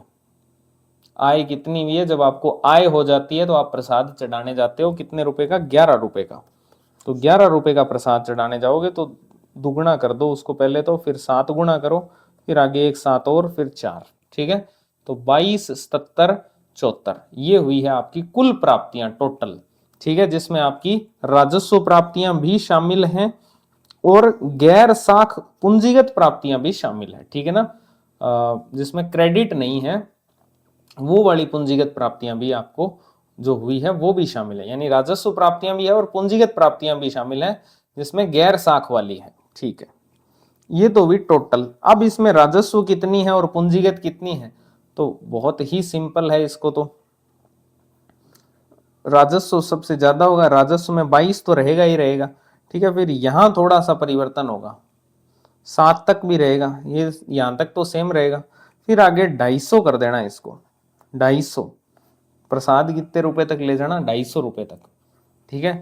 तो ये जो कुल याद की थी इसी से राजस्व वाली भी याद हो जाएगी, 22, 77, 74, तो 22, 227 तो रहेगा ही, आगे 250 और ऐड कर देना, ठीक है, 227, 250 ये होगी आपकी राजस्व वाली, क्योंकि राजस्व ही ज्यादा होती है। अब पूंजीगत कैसे याद करोगे, तो इसमें कुल में से माइनस कर देना राजस्व, तो 774 में से अगर आप 250 माइनस कर दोगे तो ये आ जाएगी 524, ठीक है। तो 524 करोड़ रुपए आपकी क्या हो जाएगी, गैर साख पूंजीगत प्राप्तियां। 3 आंकड़े याद हैं आपको, ठीक है। अब क्या ये याद करने हैं, बिल्कुल भी नहीं, बिल्कुल भी नहीं याद करने, इनका आपको क्रम पता होना चाहिए बस। राजस्व प्राप्तियां जो है इसमें सर्वाधिक योगदान किसका रहा है, ठीक है, ये क्रम आपको पता होना चाहिए। तो ये क्रम आपको याद करवा देता हूं। सबसे पहले स्वार्थ इंपॉर्टेंट है, सबसे जरूरी क्या है, स्वार्थ, आदमी अपना स्वार्थ देखता है, तो सबसे ऊपर आएगा स्वयं का, यानी कि स्वयं का कर राजस्व, ठीक है, सबसे ऊपर क्या आएगा, स्वयं का कर राजस्व। उसके बाद आएगी जैसे केंद्रीय करों में हिस्सेदारी, कितने अक्षर हैं टोटल, 4, कर भिन्न राजस्व में कितने हैं, 3, केंद्रीय सहायता में कितने हैं, 2, ये लो ऐसे याद कर लो, इजी है, बहुत इजी है, ठीक है। स्वयं का पहले तो स्वार्थ ही आएगा, राजस्व प्राप्तियों में योगदान देख रहे हैं कि सबसे ज्यादा हिस्सेदारी किसकी है, ठीक है, राजस्व प्राप्तियां जो हुई है अपने को उसमें सबसे ज्यादा योगदान किसका रहा है, तो उसमें पहले तो स्वार्थ ही आएगा, तो स्वयं का जो कर राजस्व है वो पहले नंबर पर आएगा। फिर 3 जिसमें शब्द हैं केंद्रीय, सॉरी 4 शब्द जो हैं जिसमें केंद्रीय करों में हिस्सा, ठीक है, तो 4 वाला पहले आ जाएगा, दूसरे नंबर पे आ जाएगा। फिर कर भिन्न राजस्व जो है वो तीसरे नंबर पर, और फिर केंद्रीय सहायता, केंद्र ने कितनी सहायता की है वो सबसे लास्ट में, जिसमें 2 ही लेटर है, तो इस क्रम में आएगा 4, 3, 2। समझ गए बात को। तो ये पहले आपको प्राप्तियों से रिलेटेड डेटा याद करवा दिया मैंने। अब बात करते हैं व्यय की, ये बहुत अच्छे तरीके से याद करवा देता हूं। और टोटल व्यय कितना हुआ, टोटल व्यय कितना हुआ है, ठीक है। देखो अभी भारत और न्यूजीलैंड का फाइनल हुआ है T20 वर्ल्ड कप का, ठीक है, उसमें भारत ऑलमोस्ट 300 स्कोर करने वाला था। कितना स्कोर करने वाला था, 300 स्कोर करने वाला था, यानी न्यूजीलैंड कितना खर्चा करने वाली थी, 300 रनों का खर्च कर देती, व्यय कर देती 300 रनों का, ठीक है। लेकिन 190 का स्कोर था, वहां पर कोई 3-4 विकेट गिरे तो थोड़ा सा उसमें बाधा आ गई, ठीक है। 190 के स्कोर पर जाके थोड़ा सा, मतलब एग्जैक्ट नहीं है बट याद करने के लिए बता रहा हूँ, 190 पर आपको 3-1 विकेट वहां पे एक साथ गए सारे, तो वहां थोड़ा सा स्कोर डाउन हो गया 300 से।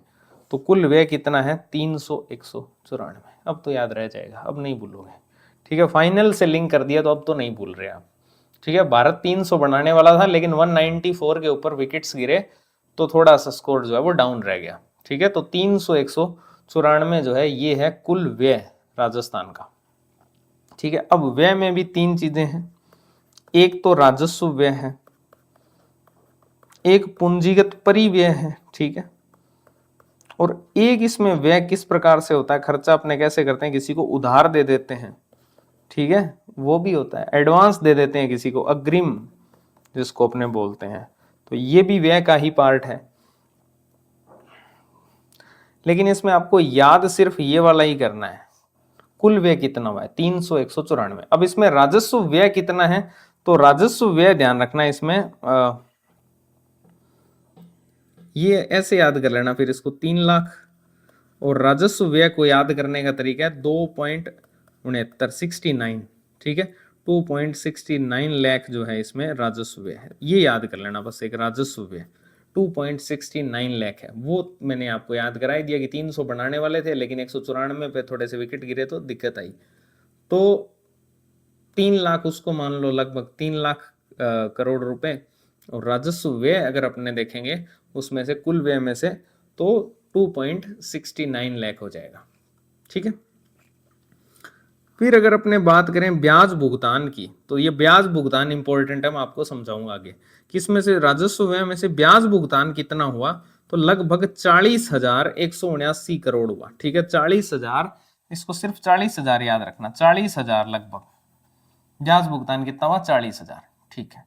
पूंजीगत परिव्यय की बात करें तो ये लगभग 30,000, ठीक है, ये लगभग 30,000। उधार और अग्रिम 267 करोड़ रुपए, ठीक है, 267 करोड़ रुपए, 30,000 लगभग पूंजीगत परिव्यय, 2.69 लाख राजस्व व्यय, टोटल 3 लाख करोड़, ठीक है।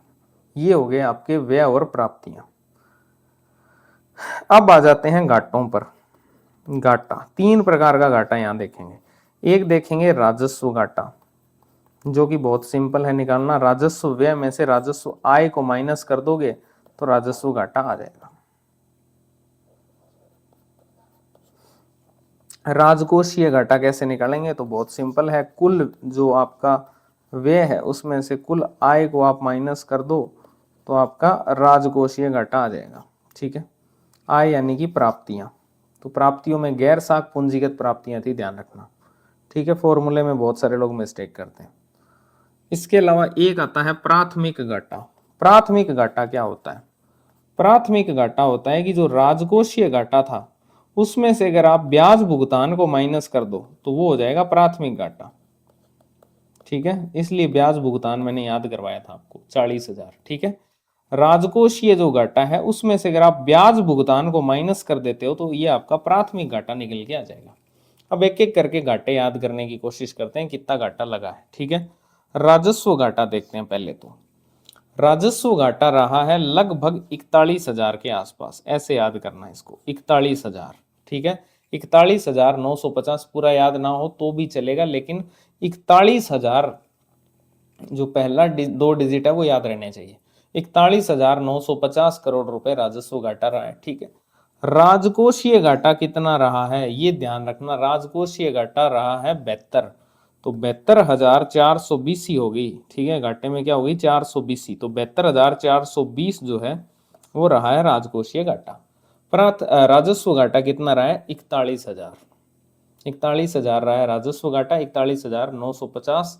राजस्व घाटे में 420 ही भी है, 72,420, ठीक है। प्राथमिक घाटा जो कि राजस्व घाटे में से ब्याज भुगतान को माइनस करते हैं, जो कि मैंने आपको याद करवाया था। ब्याज भुगतान कितना किया है, 40,000 का, ठीक है। 40,000 करोड़ रुपए कहाँ गया, ये रहा ब्याज भुगतान 40,179। तो ये जब आप राजकोषीय घाटे में से माइनस कर दोगे तो 72 में से 40 माइनस करते ही आएगा 32, तो ये आप 32,000 याद रखना, ठीक है। अब मैं आपको याद करवाता हूं, देखो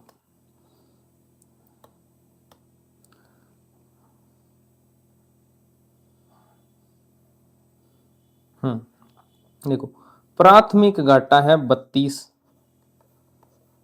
ठीक है। 41,000 रुपए है आपका राजस्व घाटा और 72,000 रुपए है आपका राजकोषीय घाटा। तो ये आप याद करना, 32,000 रुपए क्या है प्राथमिक घाटा, 41,000 रुपए क्या है राजस्व घाटा और 72,000 रुपए क्या है राजकोषीय घाटा। बस हो गया याद। अब अपने देख लेते हैं, आपने जीडीपी देखी है, ठीक है। जीडीपी कितनी थी, 18.75 लाख, 18.75 लाख करोड़ रुपए राजस्थान की जीडीपी थी, ठीक है। अब अपने को देखना है कि ये जो राजकोषीय घाटा है वो जीडीपी का कितना प्रतिशत है, ये जो राजस्व घाटा है ये जीडीपी का कितना प्रतिशत है। तो बहुत ही सिंपल मैं समझा देता हूं, जो राजकोषीय घाटा है वो जीडीपी का 4.26% है, राजकोषीय घाटा जीडीपी का कितना परसेंट है? 4.26% है। राजस्व घाटा जीडीपी का उसका आधा है, 2.47%। ठीक है, राजस्व घाटा जीडीपी का कितना है? 2.47%। राजकोषीय घाटा जीडीपी का कितना परसेंट है? 4.26%। राजस्व घाटा कितना है? आधा, 2.47%। ये हो गए घाटे। ठीक है, अब आते हैं देनदारियां। देनदारियों का मीनिंग है लोन वगैरह। ठीक है, और अन्य जो लाइबिलिटीज हैं वो देनदारियों में शामिल होती है। लोन और जो अन्य दायित्व वगैरह हैं वो आपकी देनदारियां हैं। राजकोषीय देनदारियां कितनी रही? ठीक है, तो इसमें आप देनदारियों को 8 से लिंक करना कि 8 से इसका संबंध है देनदारियों का। 8 का वर्ग क्या होता है? 64। अच्छा 64 किसका वर्ग होता है? 8 का। ठीक है ठीक है, 8 का आधा क्या होता है? 4। ठीक है ठीक है, 64,0844। इजी है याद करना। ठीक है, ये देनदारियां रही इतने करोड़ रुपए की। ठीक है, 64,0844 कैसे याद किया? 8 याद कर लो। देनदारियों का संबंध 8 के आंकड़े से है, तो पहले 8 का वर्ग करो 64, फिर 0 8 और फिर 8 के आधे करते जाओ 4 4। ठीक है, तो 64,0844 क्या होगी? राजकोषीय देनदारियां। और ये जीडीपी का कितना प्रतिशत है देनदारियों? 37.67। 37.67। राजकोषीय घाटा कितना था? 4.26। राजस्व घाटा कितना है? 2.47। देनदारियां कितनी है? 37.67%। ठीक है, यही डाटा बस याद करने। अब आगे भी बहुत सारे डाटा आएंगे, वो नहीं याद करने, अभी समझाऊंगा आपको मैं।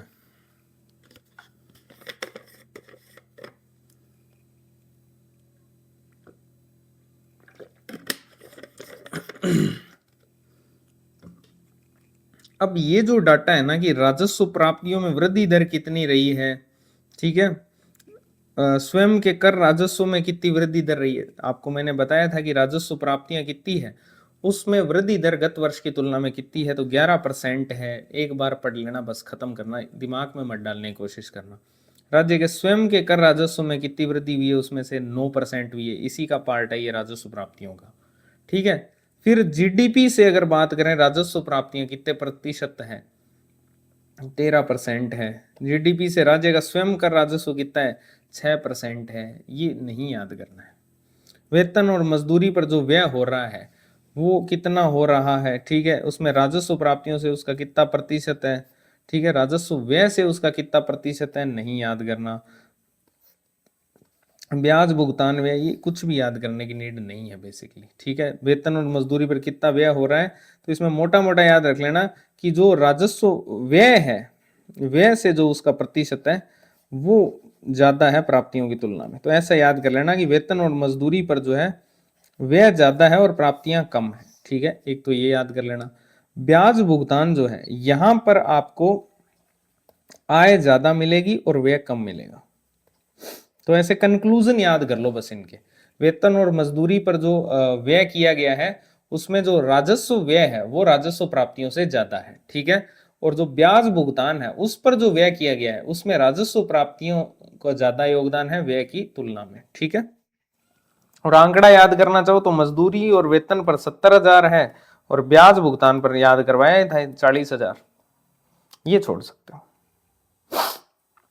अब इंपॉर्टेंट चीजें देखते हैं कि वर्ष 2024-25 में राजकोषीय लक्ष्य क्या क्या रखे गए थे।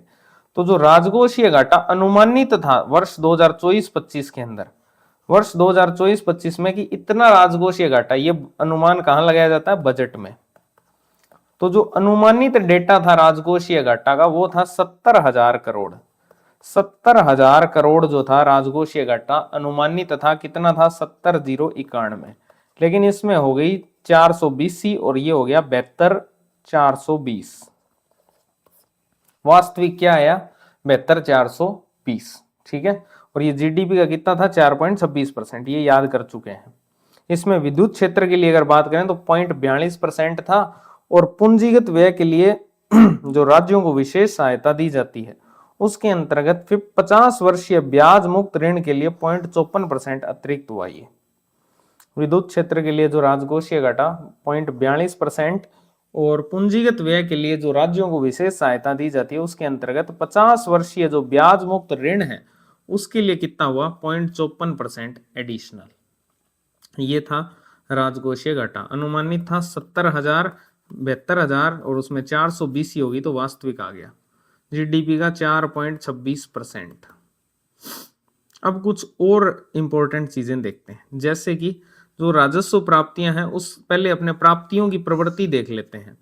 ठीक है, जैसे कि राजस्व प्राप्तियों में गत वर्ष की तुलना में कितनी वृद्धि हुई 11%। ठीक है, इसमें स्वयं के कर राजस्व में कितनी वृद्धि हुई 9.80%। क्या ये याद करने हैं? करना चाहो ऊपर भी मैंने आपको बताया था, इनको छोड़ सकते हो, लेकिन चाहो तो कर लो कि 11% राजस्व प्राप्तियों में वृद्धि हुई, उनमें से 9% हुई स्वयं के कर राजस्व में वृद्धि। फिर जो स्वयं का कर राजस्व है उसमें अगर आप बात करोगे वृद्धि की तो ये सब याद नहीं करनी, ये सब याद नहीं करनी, बस इनका क्रम याद करना चाहो तो कर लो। ठीक है, जो स्वयं के कर राजस्व में वृद्धि है उसमें सर्वाधिक कहां पर हुई है? मुद्रांक और पंजीयन के अंदर। पहले नंबर पर मुद्रांक और पंजीयन में हुई है, दूसरे नंबर पर हुई है राज्य के उत्पाद शुल्क में। ठीक है, जो उत्पाद शुल्क है राज्य का वहां पर हुई है। तीसरा हुई है जो आपके वाहन कर है उसके अंदर। चौथा हुई है विद्युत कर और शुल्क के अंदर वृद्धि, और पांचवा हुआ है एसजीएसटी के अंदर वृद्धि। तो ये क्रम है, ध्यान रखना। मुद्रांक और पंजीयन सबसे ऊपर, फिर राज्य उत्पाद शुल्क, फिर वाहन कर, फिर विद्युत कर और फिर एसजीएसटी।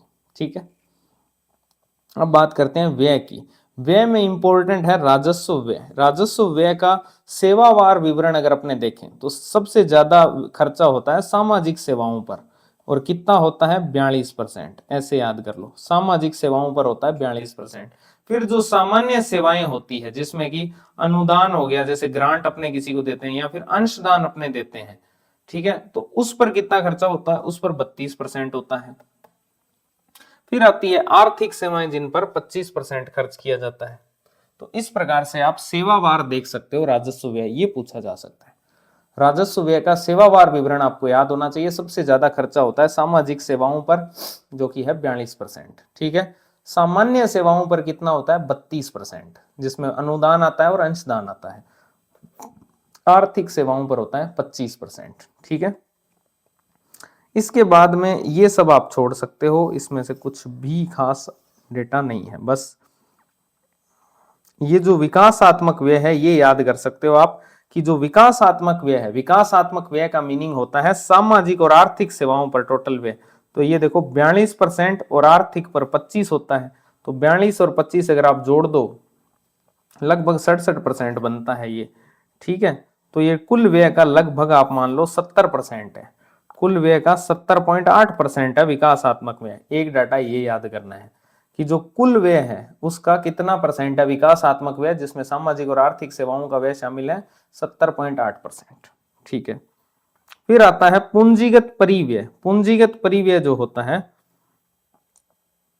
वो कितना हो रहा है? वो 30,000। ये आपको याद करवा चुका हूं मैं पहले भी। ठीक है, राजकोषीय देनदारियां ये भी अपने याद कर चुके हैं अच्छे से। इनमें गत वर्ष की तुलना में वृद्धि कितनी हुई है? तो इसमें वृद्धि 12% की भी है, ध्यान रखना 12.77% की। और ये सब कुछ भी याद नहीं करना, आपको ध्यान रखना है इसके घटक और इनमें योगदान। जो राजकोषीय देनदारियां याद करवाई थी मैंने आपको, 8 का पहाड़ा पढ़ना है, 64,08 फिर 44, और ये 37.67% है जीडीपी के। ये दो ही चीजें याद रखनी है। और तीसरी चीज जो आपको याद रखनी है वो ये है कि इसके घटक क्या क्या है क्रमवार। सबसे ज्यादा इसमें योगदान होता है आंतरिक ऋण का देनदारियों में। फिर होती है राज्य बीमा और प्रावधायी निधि, फिर होती है आरक्षित निधि और जमा, और फिर लास्ट में केंद्र सरकार से जो ऋण है वो आता है। पहले तो वही आंतरिक ही होगा, स्वयं का या आंतरिक पहले नंबर पर आएगा, फिर दूसरे नंबर पर राज्य को प्राथमिकता दी जाएगी, फिर तीसरे नंबर पर कोई आरक्षित निधि और जमा है उसको, और चौथे नंबर पर केंद्र आएगा। तो केंद्र सरकार से ऋण चौथे नंबर पर आ जाएगा। अगर आप देखोगे कि वर्ष 2024-25 के अंदर जो राजकोषीय देनदारियां हैं उनका राजस्व प्राप्तियों से अनुपात कितना है? जो राजकोषीय देनदारियां हैं उनका राजस्व प्राप्तियों से अनुपात कितना है? तो वो 282% है। कितनी थी राजस्व प्राप्तियां? ये तो होगी राजकोषीय देनदारियां, और राजस्व प्राप्तियां कितनी थी?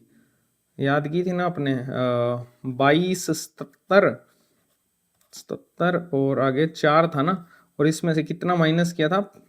हाँ 250, सही सही सही, यहाँ पे 250 आ जाएगा। ठीक है, तो 227, तो ये इनका अगर अनुपात निकालोगे आप तो वो 282% आएगा। ठीक है, ये बोलना चाह रहा है वो। ये आप देख सकते हो कि वर्ष 2024-25 में जो राजकोषीय देनदारियां हैं वो राज्य का जो स्वयं का कर राजस्व है उसका 5.05 गुना है, लगभग 5 गुना आप मान सकते हो। स्वयं का जो कर राजस्व था, ये भी आपको मैंने डाटा बताया था, 5 गुना है इसका। ठीक है, दो आंकड़े ध्यान रखना है, जो राजस्व प्राप्तियां हैं उसका तो 282% है।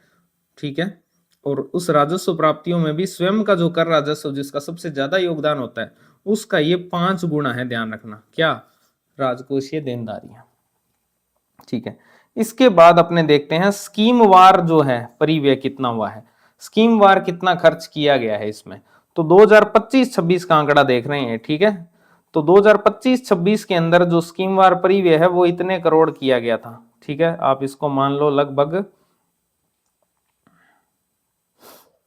2.45 लाख करोड़, 2.45 लाख करोड़ रुपए खर्च किए गए थे। लेकिन इसमें इंपॉर्टेंट चीज है, ये सबसे ज्यादा खर्च हुआ था शिक्षा पे, शिक्षा पर सबसे ज्यादा खर्चा करना आपको शिक्षा और स्वास्थ्य के ऊपर। कितना करना है? 28%। दूसरे नंबर पर अब शिक्षा और स्वास्थ्य के लिए सबसे इंपॉर्टेंट चीज शिक्षा, ऊर्जा के बिना पॉसिबल है क्या? बिना लाइट के कैसे पढ़ लोगे? ठीक है, वो जमाना तो है नहीं। तो दूसरे नंबर पर ऊर्जा, और स्वास्थ्य जो है उसके लिए पानी स्वस्थ होना चाहिए, यानी कि पेयजल। तो ऊर्जा और पेयजल दूसरे नंबर पर आएंगे और 19% है इस पर। फिर तीसरे नंबर पर आएगी सोशल सिक्योरिटी और कल्याण। ठीक है, तीसरे नंबर पर आएगा सामाजिक सुरक्षा और कल्याण 12%। और चौथे नंबर पर आएगा इंफ्रास्ट्रक्चर आधारभूत विकास 10%। आधारभूत विकास, सॉरी आधारभूत विकास, इंफ्रास्ट्रक्चर नहीं, आधारभूत विकास। ठीक है, 10%, 12%, 28%, 19%। कैसे याद रखोगे? पहले नंबर पर तो शिक्षा और स्वास्थ्य पर ही खर्चा करना है, कितना? 28%। दूसरे नंबर पर पेयजल और ऊर्जा पर करना है 19%। तीसरे नंबर पर सामाजिक सुरक्षा और कल्याण पर 12%। चौथे नंबर पर आधारभूत विकास पर 10%।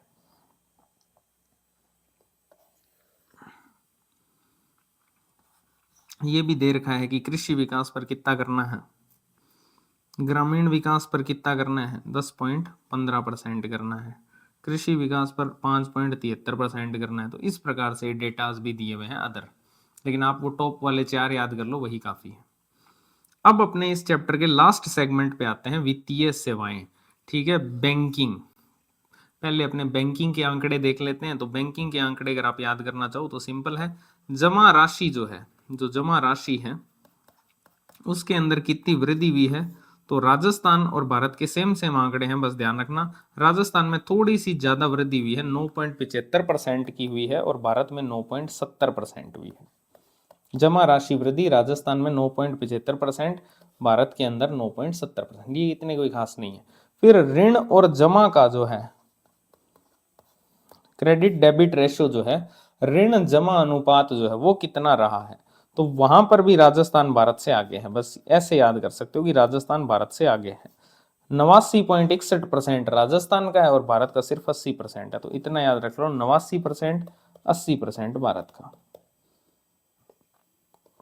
लोन में वृद्धि, ऋण में वृद्धि 13% राजस्थान में, 11% राजस्थान में, यानी सभी आंकड़ों में राजस्थान भारत से आगे है। चाहे वो जमा राशि की वृद्धि हो, चाहे ऋण जमा अनुपात हो, चाहे वो ऋण में वृद्धि हो, इन सब में राजस्थान भारत से आगे रहेगा। ठीक है, 9.75, इधर 9.70। ठीक है, 89%, 80%, 13%, 11%। याद नहीं करने हैं, बस एक बार देख के चले जाना। एक और फैक्ट है कि औसतन 90-80 यानी कि 9080 व्यक्तियों पर एक बैंक शाखा है। औसतन 37.31 किलोमीटर क्षेत्र में एक शाखा है, कोई खास बात नहीं है। फिर एक ये इनकी संख्या बता रखी है कि राजस्थान में बैंक शाखाएं कितनी कितनी है सितंबर 2025 तक। तो इसमें सबसे ज्यादा राजस्थान में सार्वजनिक क्षेत्र के बैंक हैं जो कि 50% है। ठीक है, दूसरे नंबर पर आते हैं निजी क्षेत्र के बैंक जो कि हैं 25%। सिंपल है, सार्वजनिक क्षेत्र के बैंक 50%, निजी क्षेत्र के बैंक 25%। तीसरे नंबर पर आएंगे क्षेत्रीय ग्रामीण बैंक जो कि है 17%।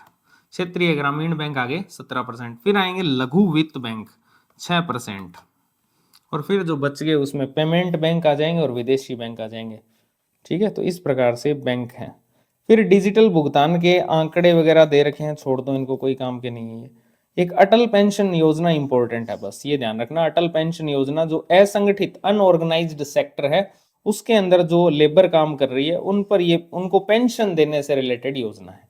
पात्रता इसकी ध्यान रखना, 18 से 40 वर्ष की पात्रता है इसकी।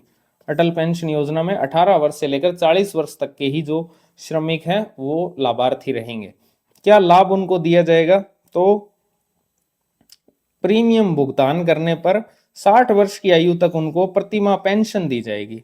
और वो पेंशन कितनी होगी? तो न्यूनतम उनको मिलेगी 1,000 रुपए और अधिकतम दी जाएगी 5,000 रुपए प्रतिमाह पेंशन। कैसे कैसे समझ लो, 1,000 रुपए की न्यूनतम पेंशन और 5,000 रुपए की अधिकतम। सिंपल बात है, ठीक है। 1,000 रुपए न्यूनतम पेंशन और ज्यादा से ज्यादा मिलेगी तो 5,000 रुपए मिल जाएगी 60 वर्ष की आयु होने पर। राज्य डीबीटी सलाहकार बोर्ड, ठीक है, राज्य डीबीटी सलाहकार बोर्ड बना हुआ है जिसका अध्यक्ष कौन होता है? मुख्य सचिव। कब बनाया था? 5 अक्टूबर 2021 को। कब बनाया था? 5 अक्टूबर 2021 को, कोरोना में ही बनाया था इसको। ठीक है, मुख्य सचिव की अध्यक्षता में। क्या काम करता है? तो डीबीटी योजनाओं की पहचान और उनकी ऑनबोर्डिंग करता है बेसिकली। ठीक है, और आधार अधिनियम जो है उसकी धारा 7 और धारा 4 के तहत राज्य योजनाओं की नोटिफिकेशन को जारी करता है। डीबीटी योजनाओं की प्रक्रिया का संपूर्ण डिजिटलीकरण करता है और डीबीटी योजनाओं की नागरिक केंद्रित सेवाओं की पहचान और जो मोबाइल ऐप उमंग है उस पर उनका एकीकरण करता है। ये काम करता है राज्य डीबीटी सलाहकार बोर्ड। ठीक है, 5 अक्टूबर 2021 को गठन, अध्यक्षता मुख्य सचिव करता है। इसके अलावा एक ये डीबीटी भारत पोर्टल बना हुआ, कोई खास बात नहीं है। ठीक है, तो ये पूरा का पूरा चैप्टर था आपका। अब आपको मैं एक बार, अब आपको सारा चैप्टर याद है। ठीक है, अब आपको ओरिजिनल डॉक्यूमेंट दिखाता हूँ। कहाँ पर खड़े हो गए आप? ठीक है, इस प्रकार से आपको एक भी टेबल दिख जाए तो देखना भाई, और टेबल भी बहुत खतरनाक तरीके से मिलेगी आपको इसमें। ये देख लो, सब पैराग्राफ फॉर्म में लिखा हुआ है, सब काम की चीजें सारी की सारी पैराग्राफ फॉर्म में है इसमें।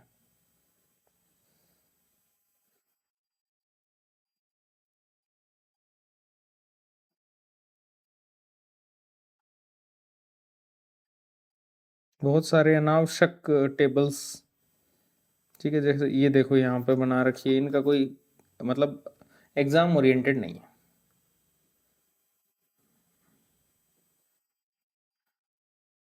ये देखो सीपीआई और डब्ल्यूपीआई को कैसे इन्होंने पूरा का पूरा टेबल फॉर्म में ही, टेबल फॉर्म क्या, पैराग्राफ फॉर्म में दे रखा है। ठीक है, तो इस प्रकार से अपने पूरा का पूरा जो डेटाज सिस्टम है उसको टेबल फॉर्म में चेंज किया है।